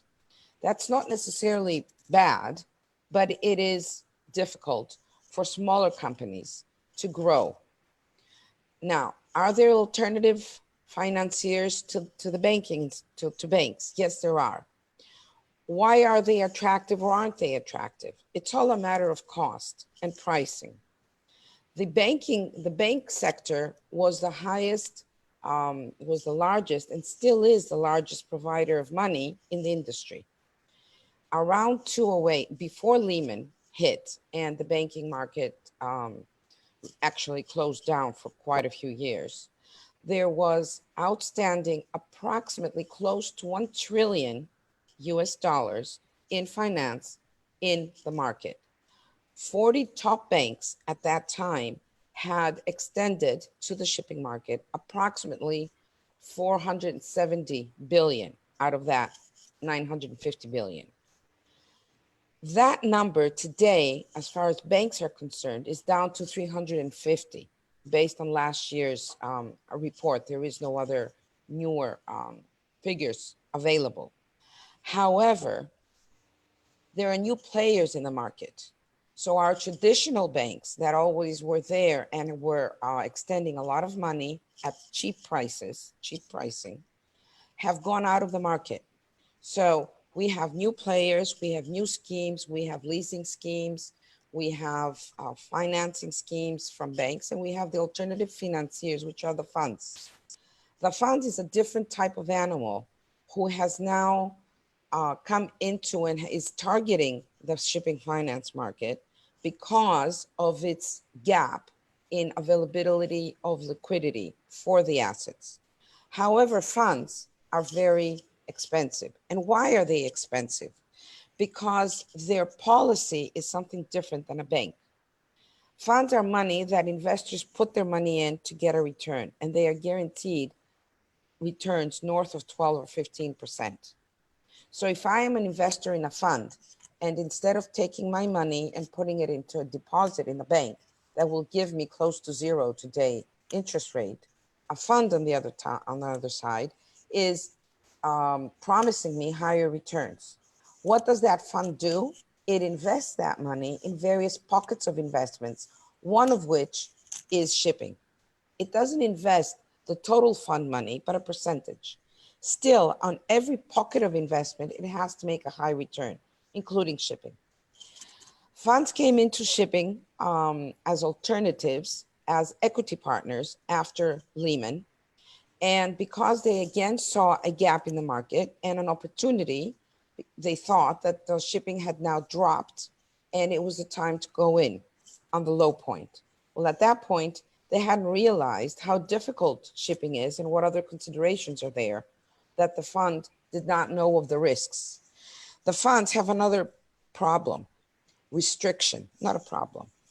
They have a short-term facility tenor, meaning that I am an investor in a fund and I am guaranteed that I'm going to take my money out of that fund in 5 to 7 years, which means if a fund comes in as an equity partner in shipping, it has to get the money out and sell the assets in 5 to 7 years. That, for everybody in shipping, understands that it is a very short tenor. So as equity partners, funds actually burned their fingers after 2008.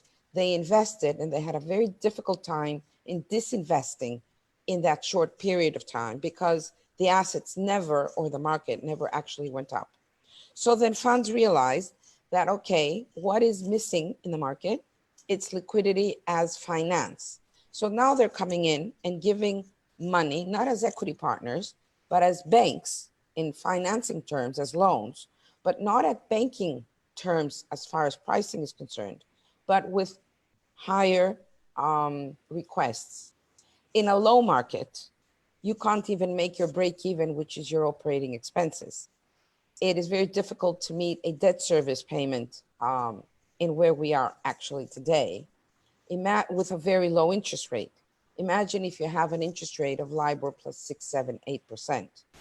Okay, LIBOR is low, but that still gives you a interest rate of around 7% compared to a bank of an interest rate of around 3.5% all in.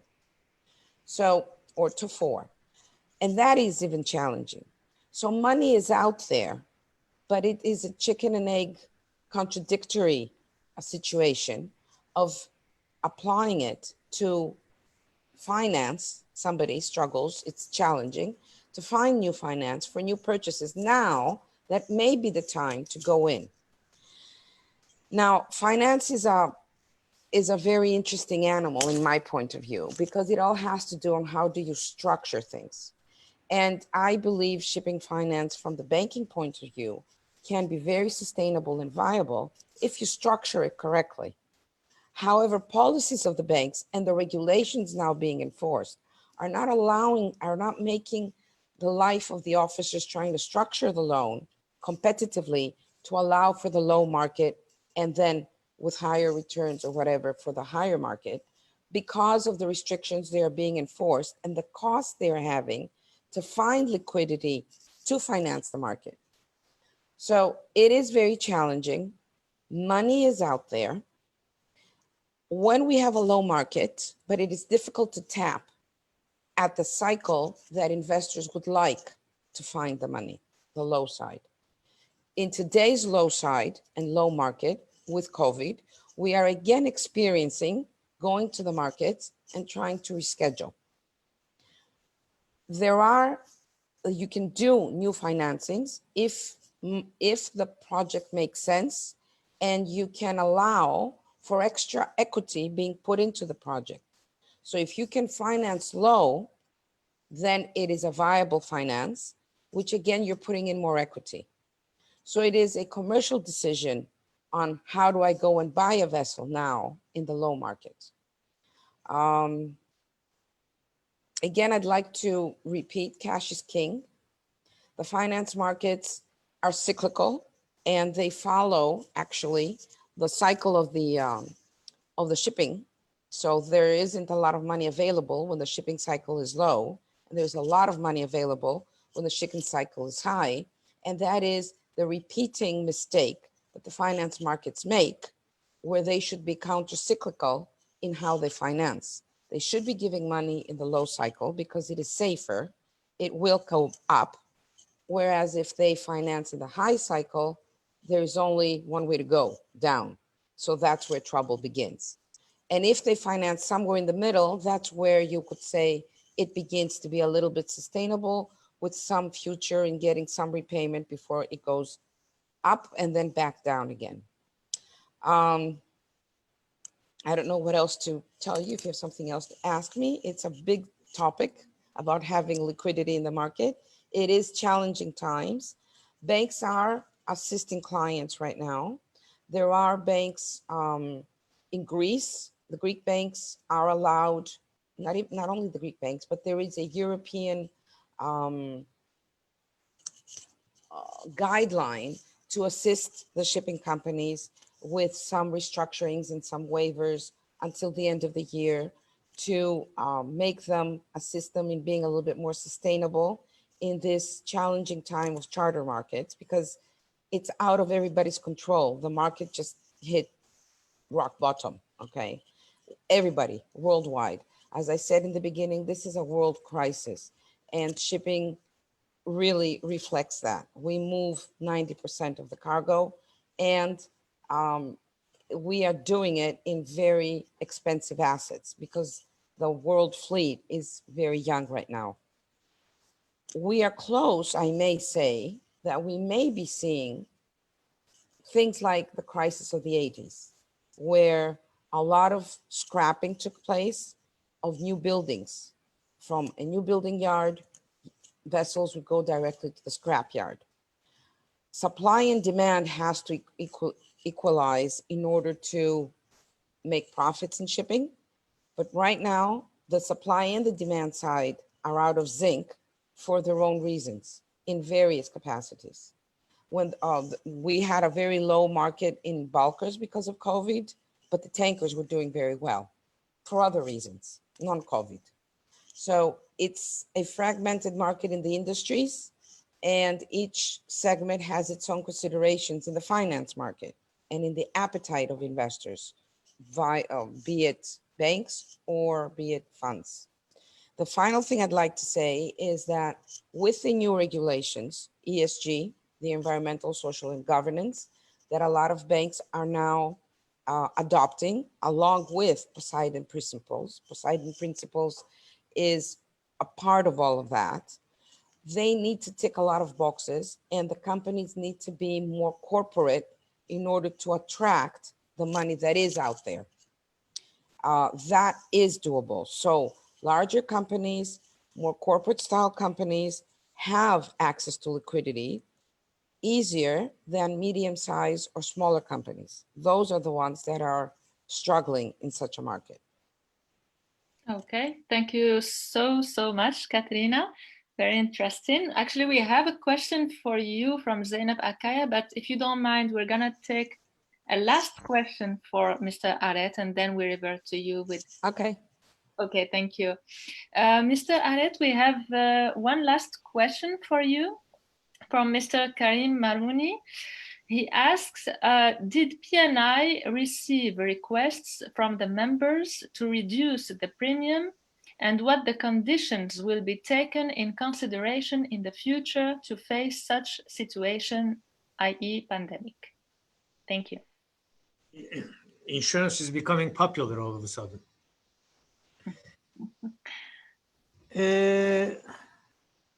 Yes, we have received such requests, certainly, and not only we, most of the underwriters received such requests. But an insurance policy is a contract that the period is specified within the period heading, and hull and machinery insurances, PNI insurances, are usually annual contracts. They have a specific attachment date and a specific expiration date. During this period, if you do not, by mutual consent, if you do not change the conditions, the premium does not change. Now, how do you change the conditions? You can lay up a ship. There are two types of layups: cold layup without the crew on board, and hot layup with limited crew on board. If you are in a cold layup within a period of uninterrupted 30 days, then most PNI clubs, including us, return about 90% of the premium attributed to the layup period. But a vessel has to be layup uninterrupted minimum 40 days. Other than that, we have given quite generous extension periods in premium payments because of the pandemic. We have given, and actually most other group clubs did this also, they have extended or added to the number of installments, and they delayed the payments, installments, etc. But straight away, without changing the conditions, a premium reduction is not technically possible. I hope I could reply to the question. Well, thank you very much. If the person wants to add something, if this person has other questions, we can give him your contact details. We have many questions for all participants, all the panelists, from all the participants, and it's great to see the huge interest. We will have a Q&A round at the end. So now I will have... Excuse me, can I interrupt you for a second? Because I may not have the opportunity later on. Thank you all, and thank you for all the participants for following us. It was an honor for me to take part in such a group. And apologize again for untimely departure, because I may disappear in the next maybe 15-20 minutes. I'm sorry about that. Thank you all. And thank you for the participants who are following us on their computers. And thank you to you for being with us here today. It's really an honor that you're with us and sharing your experience and knowledge. Thank you. Aret Üstadım, I would like to thank you as well before you go. Thank you so much for your participation and your valuable input. Have a nice day. Thank you. Thank you all again. Thank you. And as Ansam mentioned, oh, thank you, Faristo. And as Ansam mentioned, we'll be taking the questions at the end of the session to the other participants, as Mr. Aret had to leave before we addressed him right now. And for the other participants, for the other speakers, we'll be addressing during the Q&A session. Thank you. Okay, so we'll continue with Mr. Jeffrey Bloom. Mr. Jeffrey, how is the current shipping and trading crisis different from previous ones? You started to talk about this at the beginning of the webinar, but will this difference create disputes in which COVID-19 has been described as force majeure event? And will this affect the drafting of contracts in the future? And also, very interesting question, will more disputes be resolved remotely, or we will all return to physical arbitration and court hearings as soon as it is safe to do so? Thank you for those three somewhat varied, but also in a way linked questions. And I will try to limit my comments to 10 minutes, although I could easily talk about this for several hours. Your first question, how is the current shipping and trading crisis different from previous ones? I would say in the main, it's different because this has hit all of us personally, as opposed to purely from a business perspective. This is not, however, a new situation for shipbrokers. We saw this exactly as Katerina has explained to us just now in the 1980s, when we had to adapt because the then normal was replaced or had to be replaced from a business perspective, but we still carried on with our own office lives and our personal lives exactly as before. Relationships, of course, became even more important in order to stop companies from disappearing or having too many disputes. In the 1990s, specifically 1992, and most specifically in London, the shipbroking community in April of 1992 had to adapt very suddenly, literally over a weekend, because the IRA, the Irish Republican Army, had exploded a massive bomb in the city right outside the Baltic Exchange. It was 1,000 pounds, roughly 440 kilos, of which 10% was Semtex, courtesy of Gaddafi, and the rest was ammonium nitrate.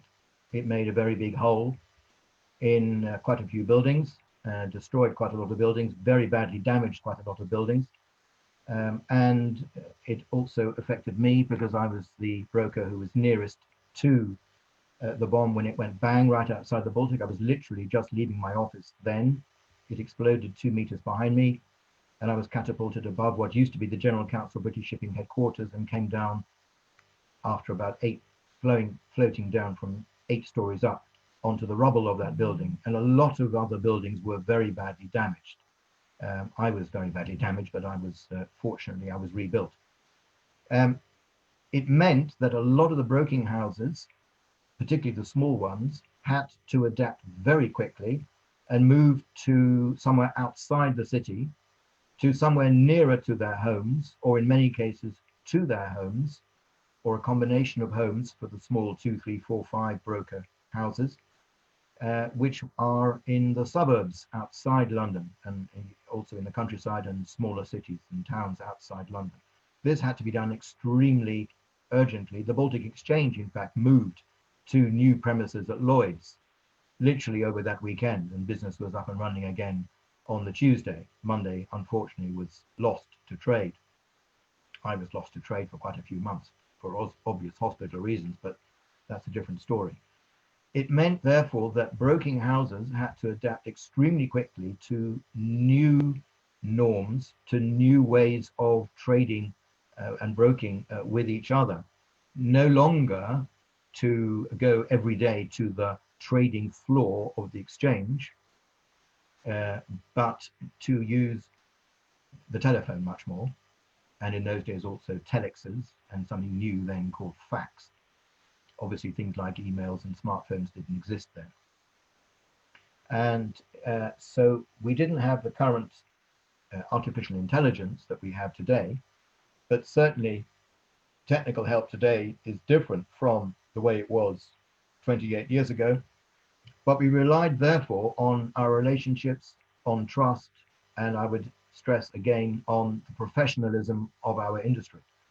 And it became very noticeable very quickly that those who were qualified, who had the certificates to prove that they had taken, for example, the examinations of the Institute of Chartered Shipbrokers, were better able to cope with the challenges that very suddenly were thrust upon us all, better than those who were new to the game, new to our industry, and treated it frankly as a game rather than as the professional problems which could be and then were very swiftly overcome. So we're not new to this.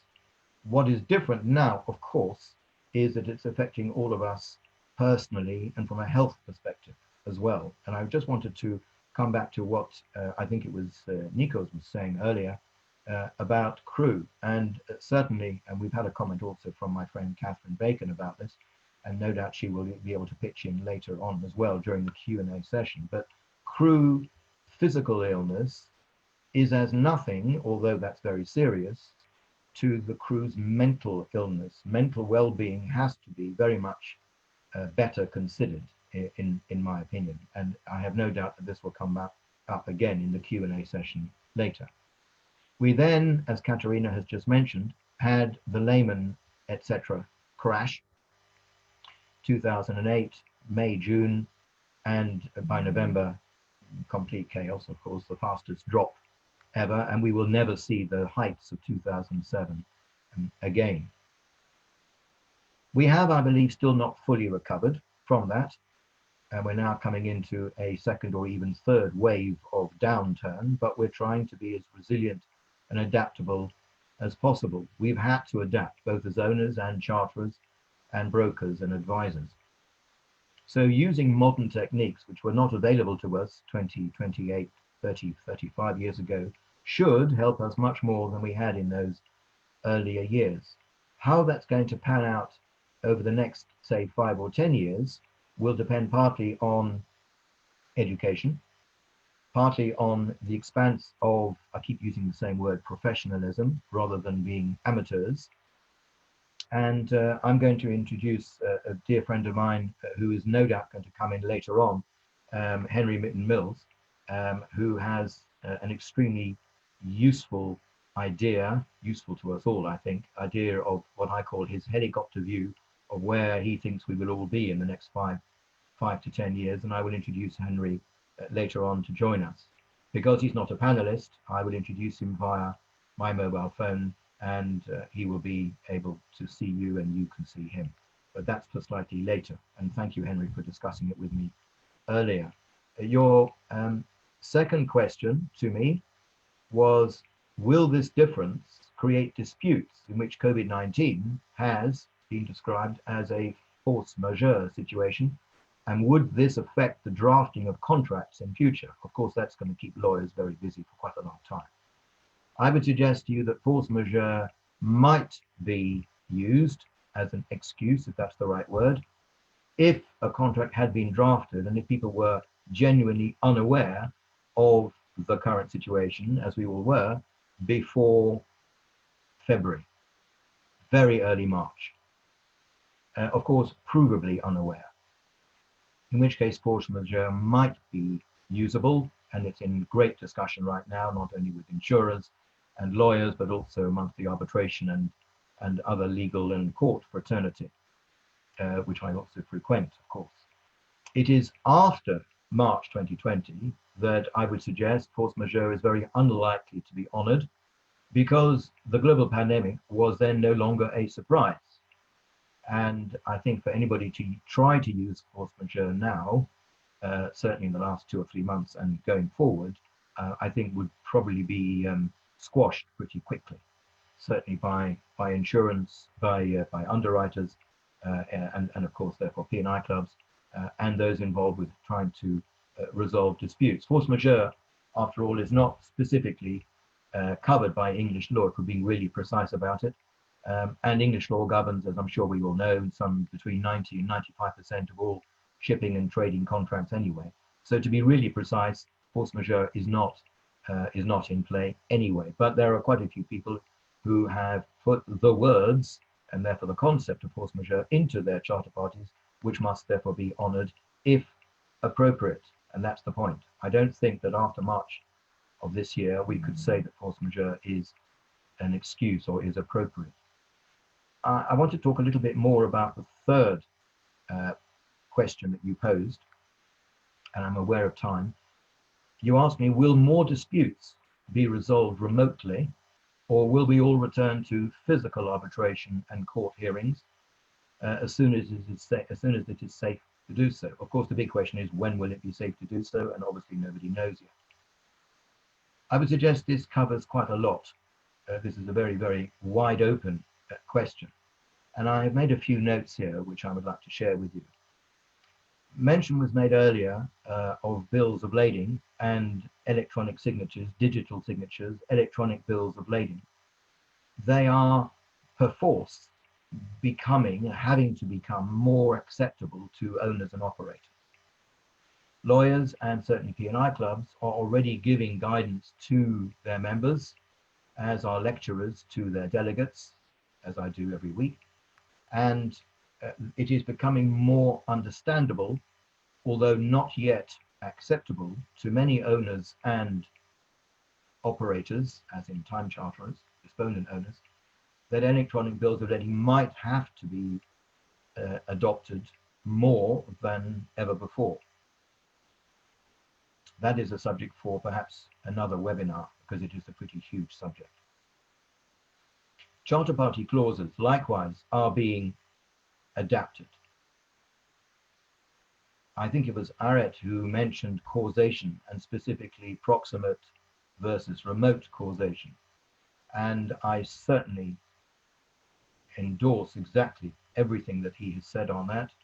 And likewise, I would suggest that that is the subject of our, perhaps may I suggest, second webinar in not too distant a future. I think to look at what is the cause of a dispute and the links in the chain not being broken, but is it nevertheless too remote, or is it, or could it be seen that the cause of something was actually proximate enough to be covered by an insurance policy or in a commercial contract, is a huge topic. Likewise, equally huge, I think we are going to see the beginnings of quite a lot of disputes, in which I will certainly be involved as an arbitrator, I'm sure of it, regarding various laytime and demurrage clauses in voyage charter parties. What exactly nowadays do we mean by safe when we're talking about a safe port or even a safe berth? Will laytime and demurrage disputes increase? I am sure they will. Will demurrage be argued against damages for detention? I'm sure that that will happen too.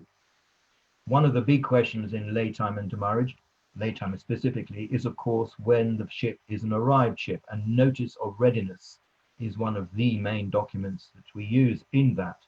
I think that notice of readiness disputes will increase enormously in the next 6 to 12 months, and perhaps most especially regarding the pandemic, the concept of free pratique and the current clauses that we find in voyage charter parties concerning WIFPON, whereby the master may tender notice of readiness whether the vessel is in free pratique or not, will become a much bigger issue than ever before. Previously, until I would say January of this year, or certainly until November, early December last year, free pratique was almost automatic. You rocked up at a port, hello, I'm here, I've arrived. Any diseases on board? No, thank you, Captain, please come in. It was almost as basic as that and almost automatic. That said, are port health surveyors willing to go on board a ship nowadays? They fear for their own safety, personal safety. Likewise with pilots. I know that we heard from a pilot just now, the rock star, and this must be really quite a worry to the pilot community. I know a number of pilots who are very worried about it. They still go on board ships. They do guide them into ports. It is an exceptionally responsible job, particularly nowadays, and they're wearing masks and gloves and so forth. But nevertheless, some health authorities of some ports are simply saying we're not going on board. And if that affects the free pratique of a vessel, and therefore the readiness, the perceived readiness of the vessel to come in, is she an arrived ship? And therefore will laytime count? And if it doesn't, then who pays for that time? Will that be the owners? Is it the owner's fault that there is this pandemic? Clauses may have to be adapted to share in such a situation 50-50 with the charterers, assuming the charterers are responsible for a so-called safe port. It's going to cause a lot of disputes, I'm sure of it. Part of your question was also regarding remote hearings. Hearings, of course, are still only approximately 20% of arbitration globally. Roughly 80% are handled on documents only. Tribunals, arbitral tribunals globally, are certainly adapting, as are courts, and we've already seen quite a lot of court cases being heard remotely and with a lot of video conferencing and so forth coming through. Now, I would suggest to you, and this is something that I heard when I was actually on a webinar just last week with another arbitration panel, the LMAA, the London Maritime Arbitrators Association, and the SCMA, the Singapore Chamber of Maritime Arbitration, is right now in consultation with its members. And in fact, I've attended quite a number of these webinars because the rules are needing to be changed, most especially the SCMA, and I attended a session of theirs just yesterday morning our time, of course, afternoon in Singapore, to update its rules, partly because of the current situation. And the rules are going to be adapted, and it may well put Singapore more on the map than it is at present. It is not going to, and frankly, I would venture to suggest it never will, replace London as the main maritime arbitration centre in the world, but it's certainly improving, and it will hopefully be bigger than it is at the moment. And one of the delicious comments that I heard on one of those webinars just a few days ago was that AI now has 3 meanings. AI, of course, being artificial intelligence, which is the use of technology that we didn't have 35, 28, 20, 15 years ago, whereby I now have 4 times the memory and capacity on my mobile phone than I have on my tablet. So that, of course, is new. I would suggest that AI might also mean automatic input. And this is not original from me, I'm borrowing it from somebody from whom I heard it. AI probably nowadays has to mean adapt and innovate. In other words, being able to move forward, all of us together within our profession. And I'm going to leave my comments there. I have more to say later on, but that's where I would leave it for now. Well, thank you so much for sharing with us your enriching experience, Mr. Jeffrey. It's an honor for us to have you as a speaker. Incredible. Continuing and talking about the remote working and how this will be moving on, I will be moving to Paola Velasco. And Paola, we would like to know if you could please tell us, how are you managing remote working here in Venezuela in this moment during all this outbreak? And what impact did you notice in the shipping industry and education in the shipping sector? Thank you, Maria. Good afternoon to all. Thanks for joining us. First of all, I would like to state that all my opinions shared in this forum are completely and strictly personal. Yes, well, during this time, as everyone else, we were forced to give a farewell to our physical offices and to adapt. Keeping a remote connection with the teamwork via telephone, email, and virtual conference rooms like this one.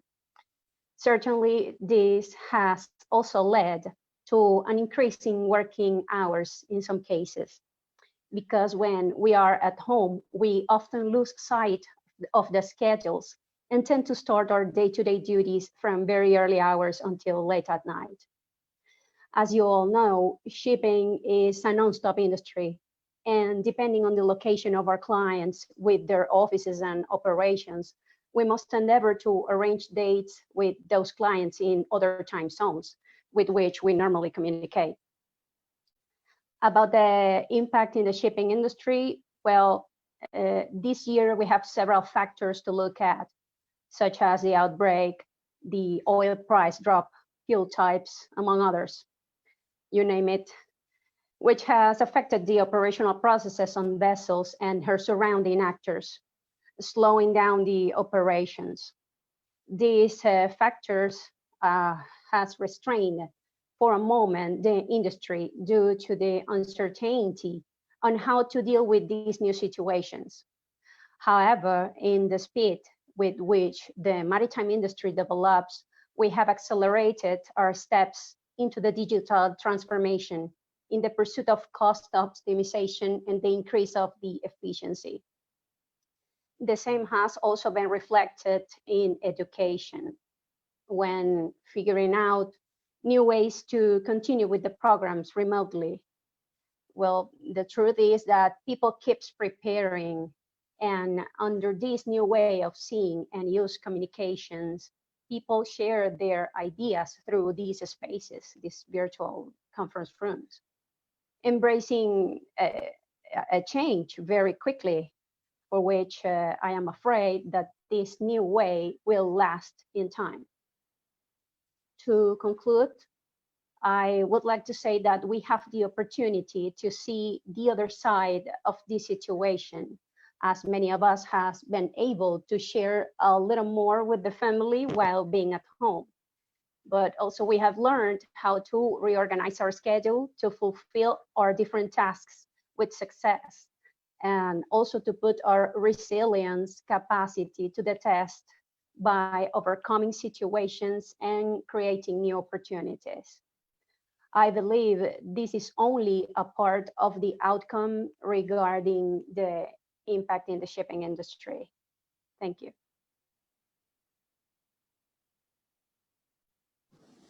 Thanks for your intervention, Paola. Actually, as Mr. Aret also was saying that people, it's like working efficiently because they have more available time at home. You don't lose a lot of time chatting, eating, doing things.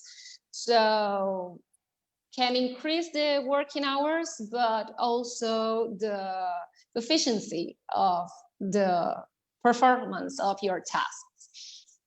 Thank you so much for your intervention, Paola. Has been marvelous. And well, I think that will definitely, this situation will set an important change in our industry. Well, now we are going to move to another sector of the maritime industry that have been also suffered a great impact because of its nature, and this is cruise industry. Well, with Mr. Suhas. Now, Mr. Jean-Francois, during all this period, how did you deal with the cruise ships during the lockdown in Marseille? Did you face any problems with other countries? And could you please tell us about the current situation in Marseille port and the global cruise industry? Okay, then we will remove to the end of June, in fact, because we have in Marseille we have a lot of cruise ship during even in the low season, you know, and considering what's happened in China, already the cruise ship, as a pilot, for example, they take some restrictions, you know, some guidelines.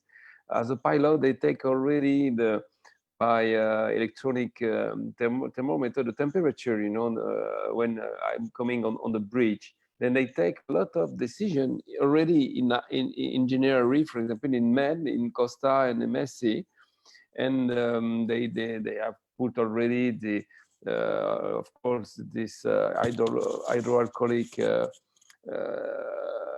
syrup, you know, in all the restaurants, etc. And in fact, we have the first alarms, if you want, in February. There is some cruise ships arriving in Marseille, and there is some suspicion on board of COVID, you know. And of course, we start already with these French authorities to have some protocols. The ships going on anchorage. The French authority, and especially the sanitary, the battalion of the what we call the firemen in Marseille, the army, some medicine, they go on board, they check everything, they make some tests at the beginning already at the end of February, and they said, okay, it's not COVID, or then the ships can going alongside. That means the last cruise we have in January, already in the beginning of March, was really hard, because when the ship arriving, we have to check this declaration of health, you know, and if there is some people only with temperature on board, you know, the ship is going to anchorage for many hours. Then it was already something like the disruption, because the ship was alongside only at 12, for example, and not at 8 in the morning, and everything was wrong. Already the media, the French media, was coming in Marseille when one ship was encouraged, and the pressure was increasing, as you can imagine. And because at the same moment already, the Diamond Princess in Japan was still outside with the people dying, starting to be sick, of course, and dying on board. Yeah. If you remember, they spent maybe five weeks, you know, with the 3 weeks at sea, and after they come, of course, alongside. But it was a long drama, you know, and really nightmare, you know, to see that, because as a sailor, of course, I'm a maritime pilot. I was working on passenger ship during 10 years before becoming a pilot, and I imagine the pressure for the captain and the crew to have 3,000 people or 2,000 people on board, really afraid, you know, really scared about this disease, you know. And then in Marseille, we feel, you know, that it was increasing. And after, at the beginning of March, the French authority decided to say, okay, now it's finished. We can accept some repatriement, because they can finish some cruise. If they have some passengers to disembark, we will accept that it's finished. It was maybe the 7th of, between the 7th and the 15th of May. And it was the beginning of our problems, if you want, because, for example, Costa or MSC, they have a lot of Spanish passengers or Italian, and for example, Spain said, okay, now it's finished. We don't accept anymore ships. Then even if we have nationals, you know, on board, it's only 400 kilometers between France and Spain in this part of the South Europe of Med. And they were not interested by the nationals. It's incredible. It was like this. Then we have to bring back many with buses, and we put a lot of pressure on these French services of the French government. You know, for of course the immigration, they have to check all the passports, etc. They have to check many things for the customs and etc. And in fact, when we have the first ships arriving from US, for example, with COVID, because it was maybe at the end of March, we have already a real experience, you know, of ships going back in Marseille with all this service involved. But the French authority, they said, okay, we don't accept any more ships now because we consider that most important to have it was the same in Miami at the same moment, to have our sanitary system open from the people from our side, for the French citizen, and now we don't fill up with this hospital with foreigners, with people, because there is 2,000 or 3,000 people, passengers packed on board. Then they call this the capacity of the preservation of the sanitary capacity. And unfortunately, there is so many ships still at sea, because most of them, they are at this moment of the season, as everybody knows, they come back from US to Europe, or they come back from Far East Europe with French passengers, but with international. And then we have, if I remember, 7 or 8 calls with this kind of repatriaments. And of course, it was a battle each time, first with the prime minister in Paris, or even sometime directly with what we call Élysée in France, the French presidents, to find solution. And after, when we have convened this French government, we have to convince the local authorities. And we have some moments was very difficult, because we have some ships on board, on the terminal, they accept, but there is some COVID on board. And therefore they wanted a special corridor, sanitary corridor. They want to test all the passengers, etc., etc. Then it was really, really difficult at this moment. And I say, why we have to accept this? And for example, in Spain, they don't open for any ships. In Italy, just the minimum. And it was very difficult, you know, to be unbalanced, you know, between these 3 great countries of Europe in med, you know, very touristical, very with a great democracy. And a lot of people forget that there is 2 rules in shipping for many centuries. You accept, of course, there is something like we can call confidence. Of course, there is the ships with flags. You accept in your port. If there is any problem, you have to be in charge about the crew. You can of course, not accept to disembark some cargoes, but for the crew or the passengers, there is some laws, and they are really different, you know, and they are very clear. At the moment one ship arriving in your port, you have to, of course, take all the measure, you know, to be clear for the population, but you have to accept them, you have to confine them in the hospital if you need, etc., etc. And of course, as we see in the last months, very few countries in the world accept, you know, only if you realize, only the problem was with the maritime industry. Because at the same moment, in France, for example, we bring back exactly 6,500 packs from the sea in Marseille. But at the same moment, exactly 160,000 people come back to Paris by airplanes, and nobody asks anything to these people. You know, they can arrive in Paris, they go back to home. There is nobody in the airport to check the temperature, to ask any tests, etc. And then this discrimination between maritime and but it was the same in the hotel, in the buses, in the train in France, even if you come back to Spain, etc. At this moment. And it was a really nightmare for me as a sailor, of course, at one part of our industry, you know, as this member of this big industry, big market, big family, to see that there is a very special treatment, you know, for industry. It's very strange, because it's one part of the history. At this moment, there is no more risk with some people coming by the sea, because even when the ships were free from COVID, they don't want the ship. They don't.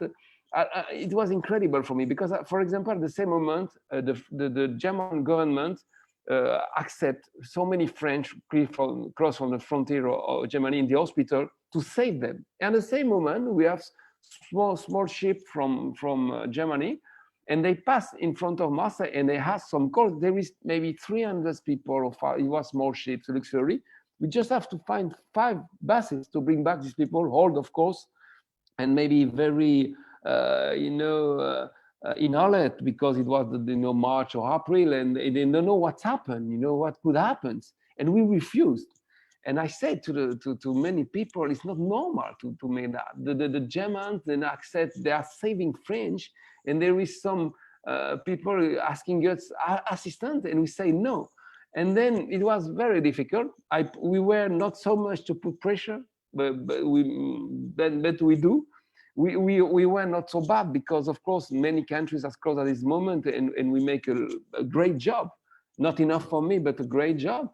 And now we have 11 ships, alongside in Marseille, in our port. We are a real shelter port. We are very proud of that because on each ship there is still a lot of crew members, and they have a good opportunity in Marseille now to have a normal life after this 1 month and a half or 2 months for them of confinement. Then what can I say now? It was a very original experience, to measure what was the interest of the government, in France, in Germany, or in Spain, everywhere, in Greece, of course, about our maritime industry, And when you see, even in Miami is the places in the world for the cruise industry, and they close everything, even, of course, the equity, etc. As you say, as we can see the last weeks, there is not so much help for this industry. Maybe there is a lot of reason. Maybe they lose a little, or they have a lack of humility. Maybe the last 20 years, because when you have this kind of growing, especially in the financial market of 20% or 15% every year, you leave, as we said in France, you leave the ground, but there is people, there is humans on board, all passengers sometimes, crew coming from everywhere in the world. And the reality was we need to accept these people, and to find solution. Marseille is a great city. As I said, we have a big port for many, many years. We have all the services for even, of course, the sanitary services. And there have to be one part of this equation, one part of these services are made for the port. If you have so many people in charge about the fighting of for example, of the fire inside the port, in case of fire, for the safety, attack terrorists, etc. We have also this capacity to fight against a problem of pandemic. Then what can I say? If you have some question, of course, I will be very happy to answer. Now, for the future, in 2 minutes, and I will finish with that.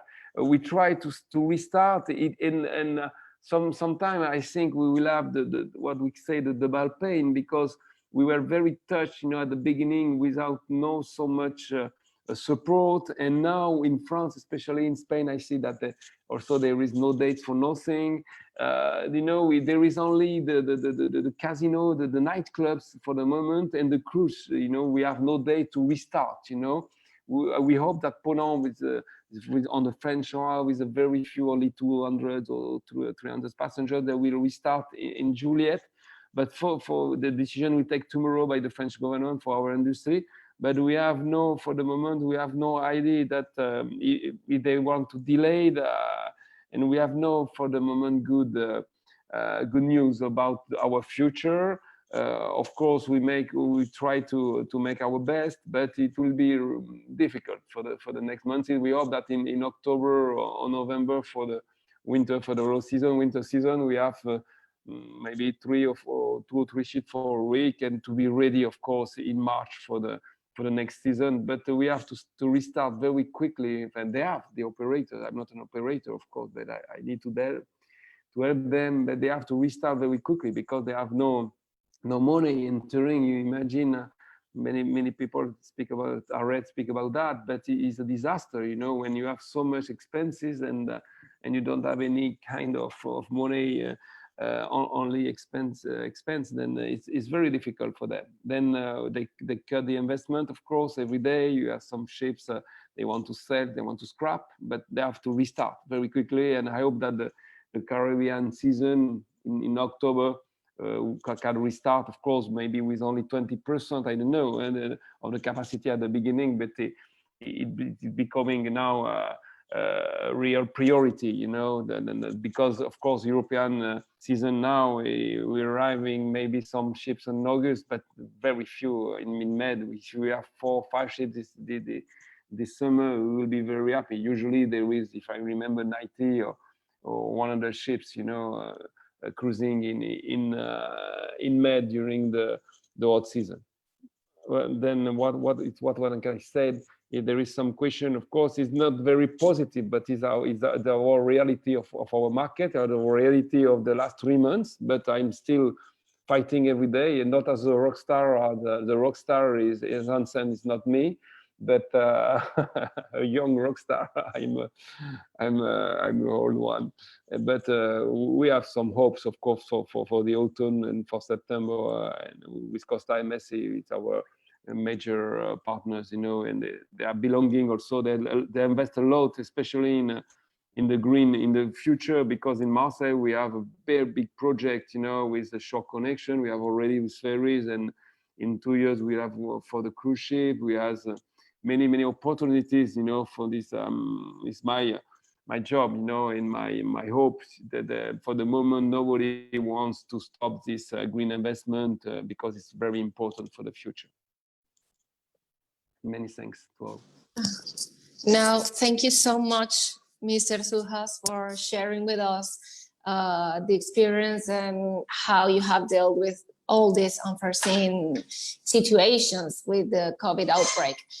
That, well, fortunately, or hopefully in a few months, we will be able to see some movement, because it's necessary to keep the industry moving on.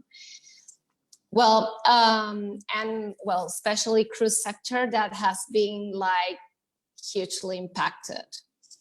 Well, now we all would love to hear your valuable opinions from all the panelists, from your very experienced points of view, a brief comment about how do you all see the future in shipping, and personally, which do you consider that will be the new challenges? For example, instead of teaching shipping physically in colleges and universities and at seminars, should we expect to see more remote lecturing now and in the future? And what other advice would each of you give to the younger generations? And we can start with you, Mr. Bahadir, if you agree. Thank you so much. And I would like to thank all the panel speakers for their very impressive speeches and their input. I will try to cut it short because we are running out of time. Yes, that is possible. However, we are talking about education. However, shipping is a broad profession. If you are talking about seafarers, today they have to be physically trained, of course, besides the technical training. I'm saying today because in the future we will be fixing, most probably, unmanned, fully autonomous ships. In BIMCO, even we are working on this auto shipment, like autonomous ship management contract, where there will be less demand for seafarers. This is the truth. And on the commercial side, I believe that the school is never enough. In this fierce competition, one has to know and perform a step further than others. You would all agree with me. This is possible by gaining extra qualifications. For instance, becoming a chartered shipbroker by successfully completing the professional qualification examinations and becoming a member of the Institute of Chartered Shipbrokers, and then perhaps being elected as a fellow of the Institute, which will make you a chartered shipbroker. Jeffrey has always been my mentor and also my friends, so I will not step into what he will tell us all about the importance of education, but I have 2 more sentences. I believe that the selective training will be more popular, even though I respect academic education to know the fundamentals of science. Many multinational companies are recruiting professionals on the basis that the employee passes relevant exams of ICS, such as ship operations and management, ship operations and management, or tanker charting, or maritime law, and so forth. Well, it is always a reliable proof of your knowledge and skills, just like this TOEFL for English or DELF for French and ICS for shipping skills. And the ICS is the only recognized professional body in shipping to deliver such qualifications. When you get such qualification with your academic skills or your qualifications, then it creates a perfect combination. The experience without a strong foundation of techniques can always be risky. And I will now finish with this lovely saying that wisdom doesn't necessarily comes with age. Sometimes age just shows up all by itself. So we have to trust the youngsters. Thank you. Thank you so much, Mr. Bahadir. And thanks for that input. Okay, now we can hear Mr. Nikos. Right. So thanks for a very interesting discussion and a lot of useful information exchanges from the panel of experts. Tackle the future. Well, a lot of education word has been heard, and we have to segregate what is education. There is two types of education. One is the knowledge is articulate and tacit. Articulate knowledge is something that you can learn in universities. People like Jeffrey can put it in our minds. We can find it on internet, and we can also tell others. But there is also the tacit knowledge, which is the empirical, the practical knowledge that we can only learn by practice, by experience, by having a mentor, by doing the nitty-gritties of the work, the small details, or case studies and all that. And I would advise the youngsters, there's a lot of youngsters listening to us right now, that they try to get next to an experienced person. Try to find a mentor, try to absorb as much experience as possible, because unfortunately, with this lockdown and the social distancing and the fact that people are acting like units, they cannot hear the others. They cannot hear the hum and the buzz of the office nowadays. And this, somehow we are lost in translation with regard to this tacit knowledge and experience. So this is very, very important for the future, because no matter how much artificial intelligence, no matter how much digitalization we will have, the machines will never replace the human feeling. So there will always be a need for personal touch, because we are all humans, we're not machines, and it will take maybe a few generations when the machines themselves are. I wouldn't be surprised if the machines learn to feel as well, but for the time being, they will not. So I would advise the youngsters to keep the ears to the ground, open the eyes, get next to wise and experienced people, and try to absorb as much as possible, and also to feel positive, not to be distracted by all this negativity which runs around us, because it's like a circle, the circle of life. Things go bad and then they will turn good. It's like the shipping circle. You have low freights, you have the high freight. So all this will be over one day, the difficulties. And I'm being a positive person myself, so I do wish everybody all the best. And we should be looking back at all this ordeal we have all suffered with a smile on our face, because we all learned something from it, and I think we have all adapted to the new life. Thank you. Thank you so much, Mr. Nikos. Oh, well, yes, let's keep our attitude very positive to keep moving. Now, we would like to hear Mrs. Katerina Stathopoulou. Yes, it has indeed been very interesting to hear a lot of all these views. I'm a very positive person by nature, so I am definitely positive about the future. And I believe the future belongs to the young generation. That we need to help, assist, mentor, like Nico said, and they need to find a mentor or follow people or reach out to people that are there for them to discuss. I'm positive about the future in shipping because it has cycles and we will all go up and down. And it is a roller coaster that we all have passion about. That's why we are in shipping.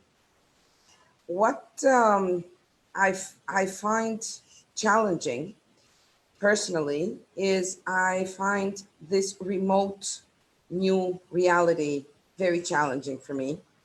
Maybe because I really care about a face-to-face connection. I think that lecturing remotely or doing video calls or connecting through cameras does not really, it is a good solution for when you can't do anything else because of security. But I think the new reality has to include a face-to-face connection. A camera does not adequately portray the human connection that is there and that needs to be there, whether it is in the classroom to portray and infuse the young generation, you need to have them in front of you. It's different than when you're doing it over video.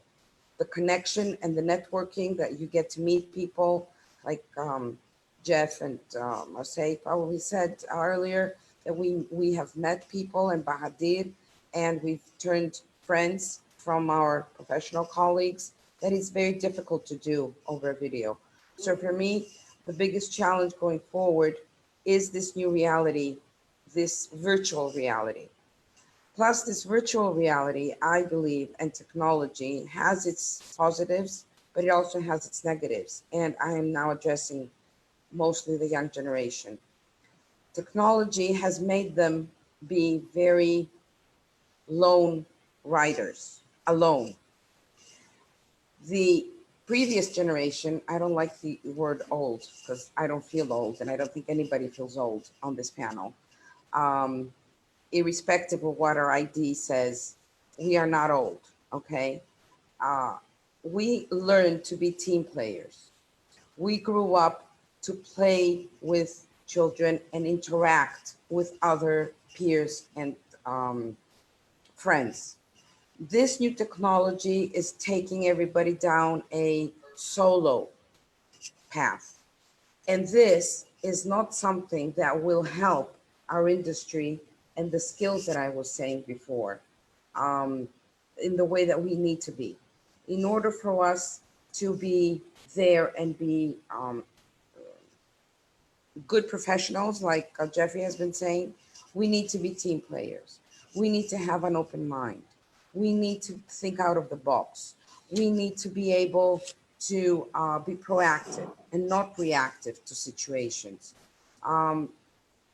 Business is being part of a team, a professional and being on time and thinking correctly and going an extra mile, even though you're not being asked, but you do it because you feel this is the correct thing to do. And you're helping the total good or the team is not something that is being well served over a camera or feeling that I can just sit in my house and just do my job. That also does not serve a well-balanced professional and private life. Yes, we may have become more efficient because we don't take longer lunches, but longer lunches led to relationships, led to networks, led to new business, led to new knowledge that we gain from other people's and exchanging ideas. And I don't know how efficient I can be if I work 24/7 and not have anything else. Shipping is a 24/7 business, but it also had a work-life balance included.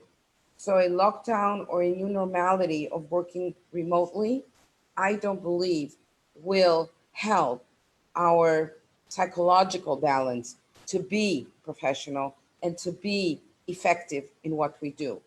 So we need to reach a balance. Again, I like that word. We went from lockdown and now we're going to the other end. Yes, new normality in working conditions. Yes, the younger generation is more agile with this new technology, and we are learning more, and you are learning other skills. You have the skills of technology, but you need to learn the softer skills of interacting and, for example, reading body language when you talk to somebody. When you sit in front of a camera, you're not really responding, all right?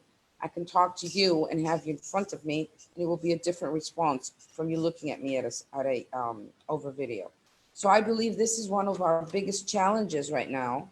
As far as shipping is concerned, we're all veterans. It's a cycle, and we will get through it, and we will meet up with another crisis. It is a different crisis. It's a more personal and human crisis than just only business. But we adapt, and we will move forward more improved. So that's all I have to say. Thank you. Thank you so much, Mrs. Katerina. And I think that what you're saying is completely true. The face-to-face interaction has no comparison. And hopefully we will see you here in Venezuela soon. I will try, yes. Well, now we can move to Mr. Jeffrey Bloom. We would like to hear your opinion. Thank you so much. And thank you to my co-panelists for setting the scene for my answer as well. I have three main comments. As I already hinted earlier, this is very much a people business. We're all interacting with each other as people, whether as students and lecturers or young versus more experienced. The idea of mentoring, I think, is an extremely valid point. In fact, I have recently, about 4 months ago, joined Coming Ashore, and the clue is in the name, which is linked with the Marine Society for those who are young on board who want to come ashore when they're suitably qualified, or those who find that they don't really want to be on board a ship anymore and they want to know what to do when they come ashore. And some of them are engineers, and some of them are deck officers, some of them very junior, some of them are slightly more senior, and they have no clue what to do in the commercial world. And so I am one of about 10 mentors in this very new initiative. And I have a number of people who are already asking me to guide them a little bit, and I'm certainly not alone in this. I think that is equally true of those who are already ashore, in other words, the young shipbrokers, precisely as my friend Bahadir mentioned just now. And much of this is to do with networking. I do agree with Katerina that the days of long lunches are over, for sure. And people of my generation, and I'm very much older than you are, we actually managed to get a lot done during these long lunches. And people used to sniff at us and say, well, why on earth are you going to a restaurant from 12 o'clock and you're only coming back to the office at 4? But I brought with me several contracts which were worth a heck of a lot more than weeks of negotiation. So in that sense, it worked rather well. It's very much the personal connection and being a member of a club. And which better professional club to mention than the Institute of Chartered Shipbrokers? And I would add one more thing which wasn't mentioned earlier, and that is the logo of the Institute, which it shares as the same motto or logo of the Baltic Exchange, the words, our word, our bond. Now this is a very powerful tool when you are negotiating and finally agreeing with your principals, or helping your principals to agree with each other. that the spoken word of a broker, or perhaps two brokers, saying thank you, that's a fixture, saying it, means that the two principals are thereby bound to each other in law. This is a hugely privileged position that we as fellows of the Institute, chartered shipbrokers, as Bahadir mentioned, can enjoy and is not to be taken lightly. Members of the Baltic Exchange and fellows of the Institute can do this, and only they can do this. So we're talking of a very small, very select group of professionals, numbering no more than about 5,500 people worldwide, who are either members of the Baltic Exchange or fellows, not members, fellows of the Institute, or in some cases both. And that is a real honor and a responsibility, an obligation to respect the law and to share with the principals, owners and charterers, that a professional shipbroker's word is legally binding on them, the principals, as well. And that is something that is, I think, often misunderstood by people who simply want to become a shipbroker and think, oh yes, I'll have my qualification. It is a real responsibility, let alone an honor. And in this 100th year, the centenary year of our royal ascent, our royal charter from 1920, it is perhaps even more appropriate to mention this this obligation on those who are, excuse me, involved with the Professional Institute. We started in 1911, and I was present at the centenary of that, obviously in 2011. But we shouldn't forget that we are a royal charter with royal assent, and it bears with it serious responsibility. I have about a minute left, so I want to use my minute to bring in my very dear friend Henry Mitten Mills, and he is able to see you, and you can now see him. He is one of the big gurus of the shipping world in Singapore, and I'm sure I'm going to embarrass him by saying that, but nevertheless I've said it. And he has a number of what I call helicopter view ideas of where shipping might well be in the next, say, 5 years. And I think it would be helpful to hear from him briefly now, particularly aimed at the young. Henry, over to you. Can you hear us? And can you thank you, Henry, for being also agreed to. Can you hear me? Can you hear me? Can you hear him? Yeah. Okay. Well, I mean, I echo a lot of what you said. Can you hear me? Yes. Yes. I echo a lot of what's been said. But firstly, let's be very clear that education is not academia. Jeffrey, let's make it practical. 1 second, Henry. Yes. The connection is not so clear. Perhaps you close perhaps his video and just bring the phone near by your. Okay, Henry, we're going to cut your video, but you can carry on talking. Okay, Henry. Right. I'm going to. Can you cut? Can you cut your video as well, please? No, you can make. Yes, I can. Yes, I can hear you. Yep. Close to your speaker, perhaps that's better. Yeah. Right. Okay. No, what I was just saying was echoing largely what you have been saying, but being very, very clear. Look, shipping is not a science, and I would go further. It's a wonderful profession, but unless it's actually a vocation as well for you, you don't go home 9 to 5. You've got to live, eat, and sleep it. And education is not academia. This mistake we made in Singapore in the more general sense for many, many years. Pieces of paper on the wall doesn't make you any good in shipping. You've really got to be able to apply that knowledge. And that means, yes, mentoring and so on. And there's a great group on LinkedIn, Mentorship, that we started a couple of years ago. And I've been doing this with scholars and graduates in Singapore for a few years. But, you know, for ourselves, and okay, Jeffrey and I, we started pretty much around about the same time. I suspect I'm slightly older than you, unfortunately. You're not, but okay. But, you know, unless we learn from history, we're doomed to repeat it. But the onus is on us older people to remain relevant, because unless we're relevant, we've made that difficult. No, it's not so difficult transition from dinosaur to fossil. I think that, you know, we really have to take this on. But look, this COVID situation has granted us wonderful opportunities as well, because it has acted as an incredible accelerator.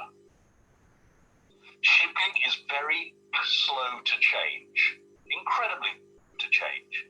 I mean, I've got a .com that's actually still running for 17 years now.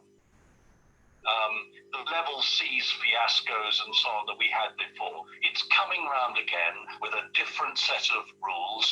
Back then, we could never have even conceptualized an Uber, let alone built it. And the market is changing.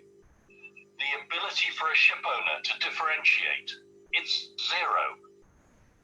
And I'm sorry, I think as shipbrokers, we have a big change to make. If you were looking to fix a VLCC or a Capesize bulk carrier, there's only 3 variables. And a computer can do that probably more efficiently than anything else. But we need to get a grip on this because, for instance, for all this digital age, AIS data, I'll give you one quick question. AIS data, the position of a ship, who owns that data? Yeah. Because the difference of 2 ships and 3 ships being on position for a cargo is 20% on the freight. Now, if these digital exchanges are going to know where all the ships are in the world and be able to tell all the commodity players exactly where they come from and what the competition is, but hang on, my ship is surely my knowledge. And I have to comply with safety, but who says it should be published to my competitors? Who owns that data, or should the ship owner be paid for that data? We could talk a long, long time, but I do throw that one out there because I really don't know, and I have asked, and I get weird answers that it's owned by the IMO. Well, I'm sorry, that's not a reasonable enough solution. Or explanation. Anyway, I've talked too long already. I've taken more than your minute. That's fine. Thank you, Henry. That's an interesting other perspective. I would take issue with you with one very small aspect of what you said just now, and that is I do not think that machines will replace human beings. The feel for a market and knowing people, networking, cannot be replicated by a machine. So in that sense, we as a profession are a people profession, not an automated profession. But that aside, I certainly agree with all of your comments. I suspect my time is now up, so I hand you back, but I shall probably be giving my Tuppenny worth later on. Thank you so much for the opportunity.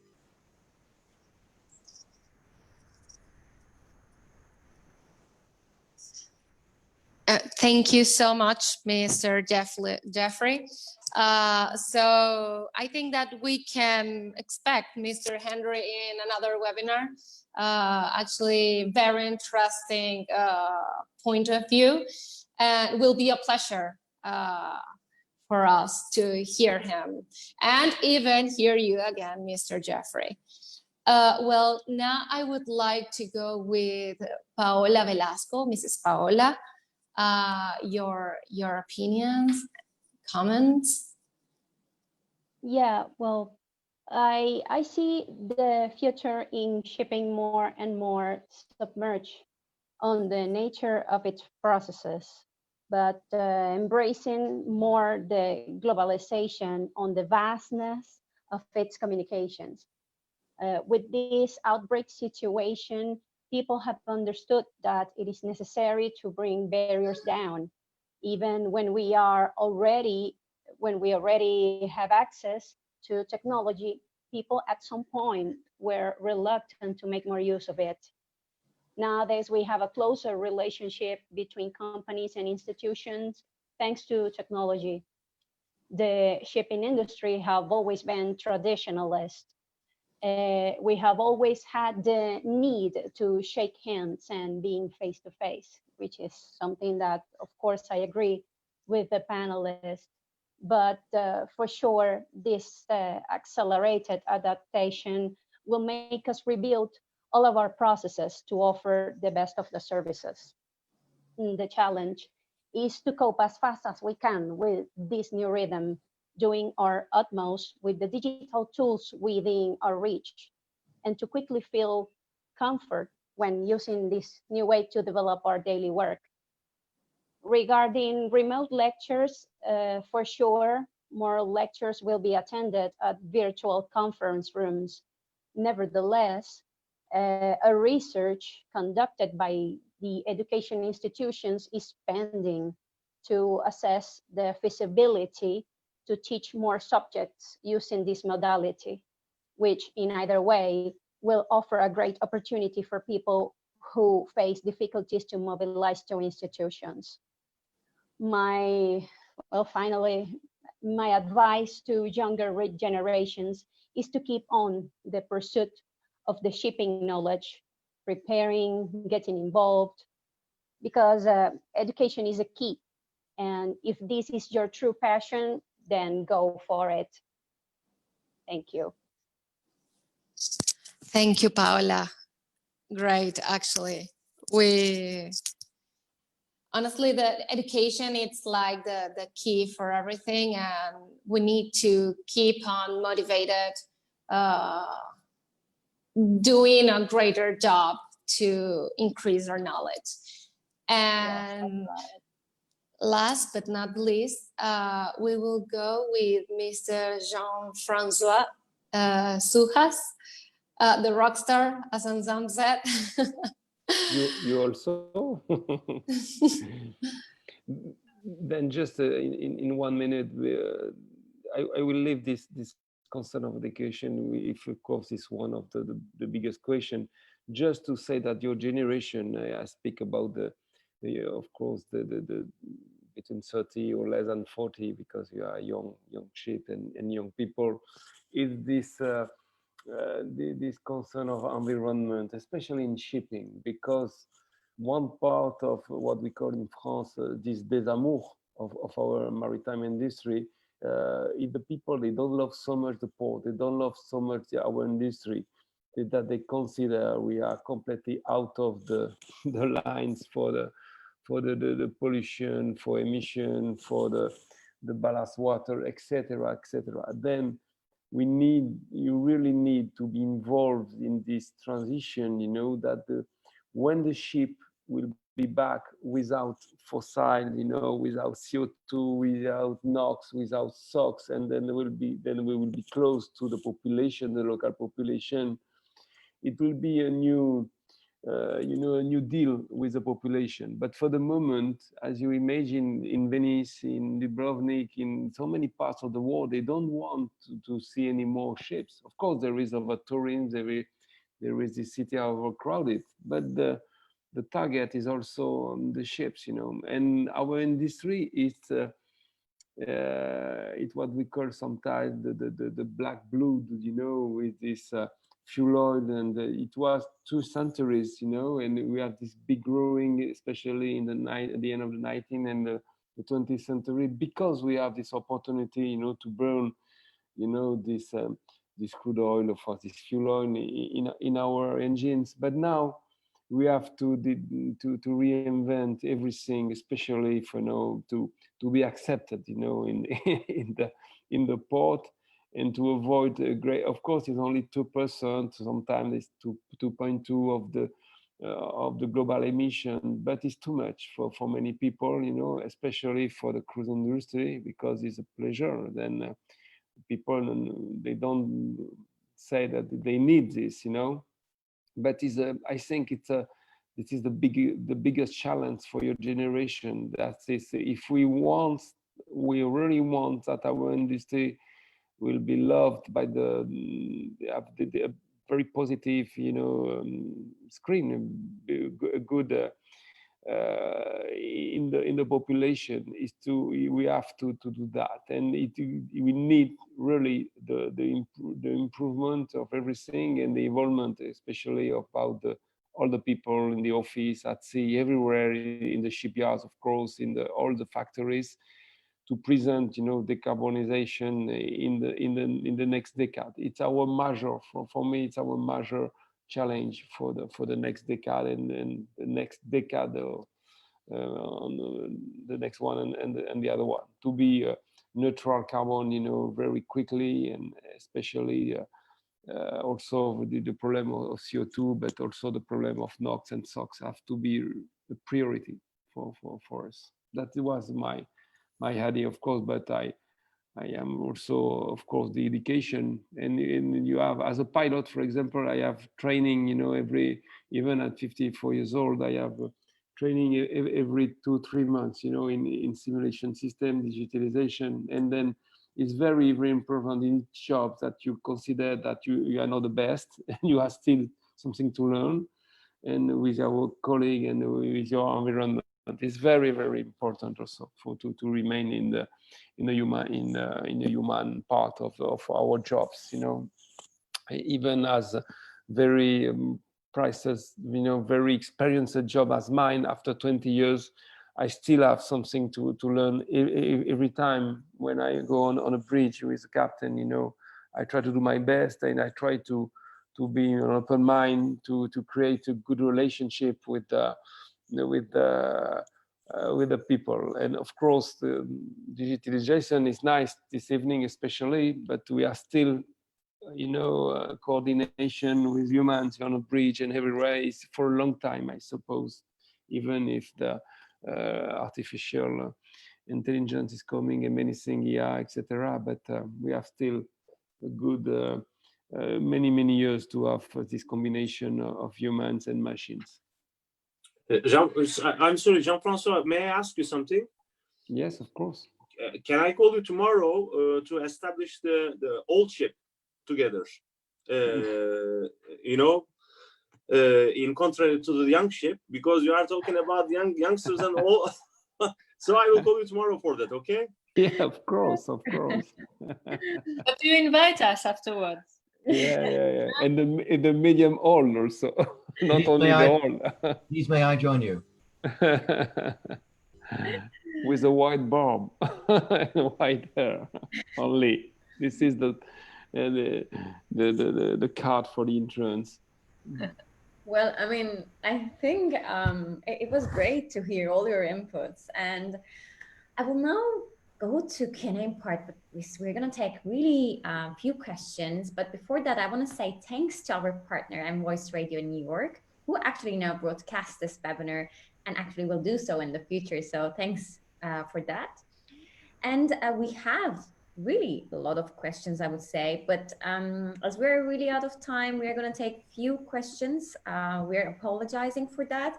And we are suggesting to all of you, if that's okay, or if you would like, you can address your rest of the questions via email. You can address it to turkey@youngship.com or also ICS, or also you can find, I think, our speakers profile on Google. But in case not, you can definitely send your questions to turkey@youngship.com. You can find our email there, and yeah, we're apologizing for that, but it's quite late, I'm aware. And I want to take... Sinem, I would strongly recommend that only one email address should be used, otherwise there might be chaos. So only... So if you would like, you can send your questions to turkey@youngship.com, and we're going to refer this to our speakers, and we're going to reply to you as soon as possible. But before that, I would like to take a few questions which are generally addressed to all speakers, so just to not discriminate one to another. And Mr. Hamza was asking 2 questions general to all speakers, so I'm going to take one of them. He's asking, how do you think the practical educations on board will go on this session? How will maritime students will complete their education unless completing their trainings on board, which is really an interesting question indeed.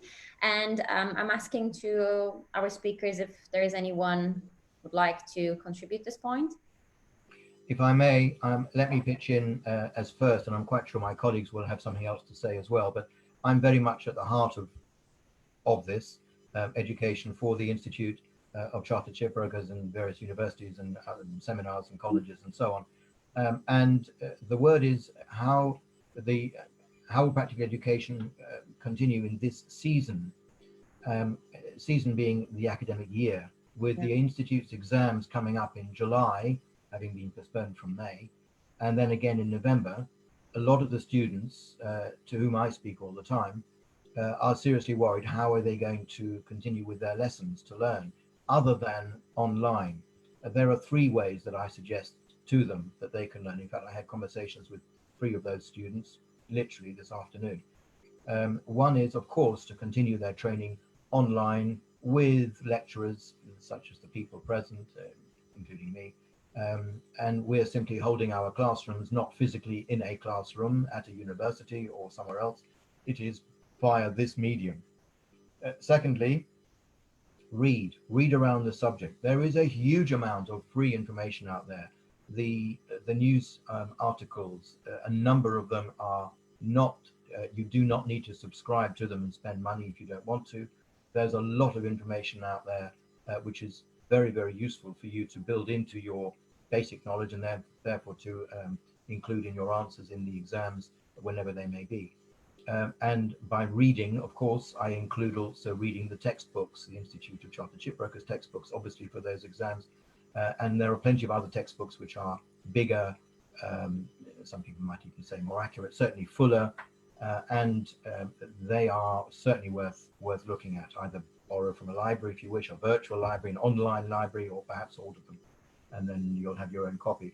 And the third version I would strongly recommend is exactly the point that was made earlier by a number of us, and that is using a senior colleague as a mentor and learn by telephone call if necessary, or a little in-house video conference within the company, and let the older ones talk to the younger ones, and this is how this and this should be done, and this is how I used to do it and it's still valid today, and this is how the market should be looking, and this is what you can do about it. And that's a really good way to learn as well. Exactly as my dear friend Henry mentioned earlier, education is not just about being academic. Of course, that is an important issue too, but it's speaking to those who have the experience, and mentoring, I think, is quite a useful tool in that regard. That would be the way I would answer this question. Yeah, thank you, Jeffrey. And then I'm going to take another question, which is also addressed to all speakers. And if you don't mind, then we can go to the closing remarks and conclude our today's webinar. So Mr. Oknar is asking, can impact of economic downturn to low-income countries increase the risk of piracy in the long run? And I want to ask to our speakers if there is anyone who would like to answer this point.